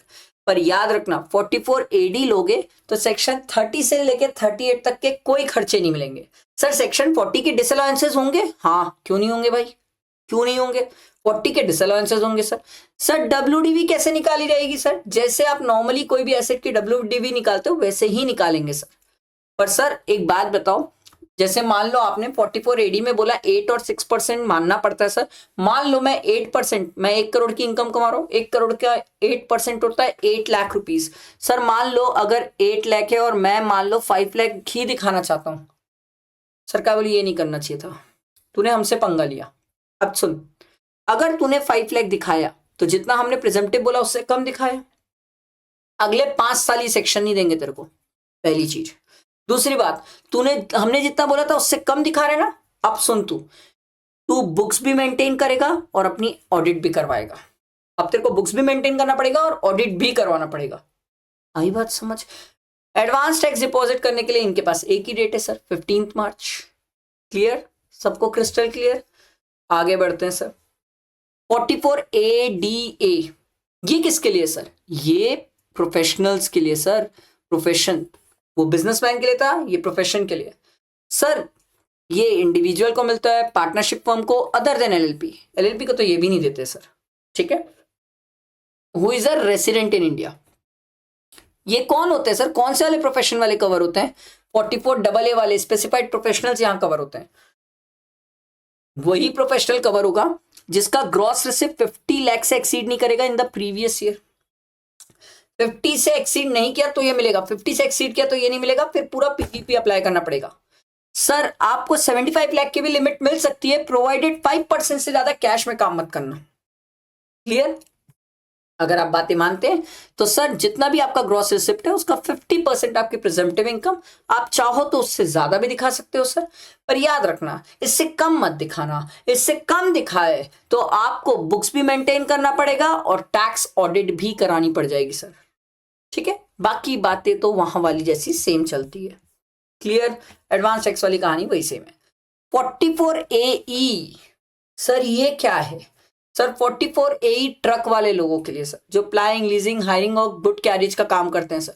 सरकार बोली तू एक बात ही ध्यान रखना भाई, प्रीवियस ईयर में एक दिन भी तेरे पास ट्रक 10 से ज्यादा नहीं होना चाहिए। एक दिन भी, 1 घंटे भी तेरे पास 10 से ज्यादा ट्रक नहीं होना चाहिए। 10 होगी तभी ये सेक्शन मिलेगा, 10 से ज्यादा हुई तो ये सेक्शन नहीं मिलेगा तेरे को। ध्यान रखना, तूने जो हायर परचेज में भी ट्रक लाया होगा ना उसको भी हम काउंट करेंगे। याद रखना, हमें इस सेक्शन में पुट टू यूज से कोई मतलब ही नहीं है। रेडी टू यूज एसेट होगी तो हम काउंट कर लेंगे 10 में। याद रखना, पुट टू यूज से हमें कोई मतलब नहीं, तू यूज कर ना कर, लाके खड़ा कर दे, हमें कोई मतलब नहीं है। हम ट्रक की 2 कैटेगरी कर देते हैं, एक छोटी गाड़ी, एक बड़ी गाड़ी। छोटी गाड़ी रहेगी तो 7500 पर मंथ पर व्हीकल लिया जाएगा इनटू नंबर ऑफ मंथ्स, और जितने भी मंथ्स आप यूज कर रहे सर, और जितना अमाउंट SSC डिस्क्लोज करता है, दोनों में विचएवर इज हायर, सरकार कभी भी हायर लेती है। ठीक है? और अगर आपकी हैवी गुड्स व्हीकल है तो सरकार बोलती है 1000 पर टन। अब जितने टन की गाड़ी सर, मान लो 15,000 kg लिखा हुआ रहा तो समझ जाना सर 15 टन सर, क्योंकि 1 टन 1000 kg होता है सर। तो 15 टन इंटू 1000 इंटू जितनी भी गाड़ियां हैं इंटू जितने मंथ्स आप यूज कर रहे सर, या फिर जितना अमाउंट आप डिस्क्लोज करते हैं, दोनों में whichever is higher. Sir heavy goods vehicle किसको बोलते हैं? ऐसी गाड़ी जिसका 12,000 से ज्यादा वेट हो सर, वो हैवी गुड्स में आएगी, 12,000 से ज्यादा। ध्यान रखना सर, बाकी बातें सेम, पढ़ने की जरूरत नहीं पड़ेगी सर। आई होप क्लियर हुआ होगा, समझ आया। ये एग्रीकल्चर इनकम वाला जो कंसेप्ट है, वो एग्रीकल्चर इनकम वाला कंसेप्ट मैं आपका बेसिक में वैसे भी कवर करा देता हूँ। आई होप क्लियर हुआ होगा। यहां तक मैंने आपका पूरा PGVP कंप्लीट करवा दिया, कंसेप्ट के साथ कवर, एकदम मस्त इजी, एक एक एग्जांपल लेके कंसेप्ट अच्छे से कवर करवाए, पूरी क्लैरिटी आई होगी। एक एक चीज छोटी छोटी पॉइंट पे ध्यान दिया। अब अगर आप इसको सुन लियो, ध्यान से सुनो ना, अब आप क्वेश्चंस प्रैक्टिस कर सकते हो। अभी और भी रिविजन लेक्चर्स आएंगे। आप लोगों से एक ही रिक्वेस्ट है, लाइक करना, फ्रेंड्स को शेयर करना, गूगल ड्राइव में ये सब मिल जाएगा सर। ठीक है? साथ बने रहो, लाइक करो, थोड़ा सा सपोर्ट करो, आपके सपोर्ट से ही मैं ग्रो होऊंगा सर। ठीक है? चलो, थैंक यू।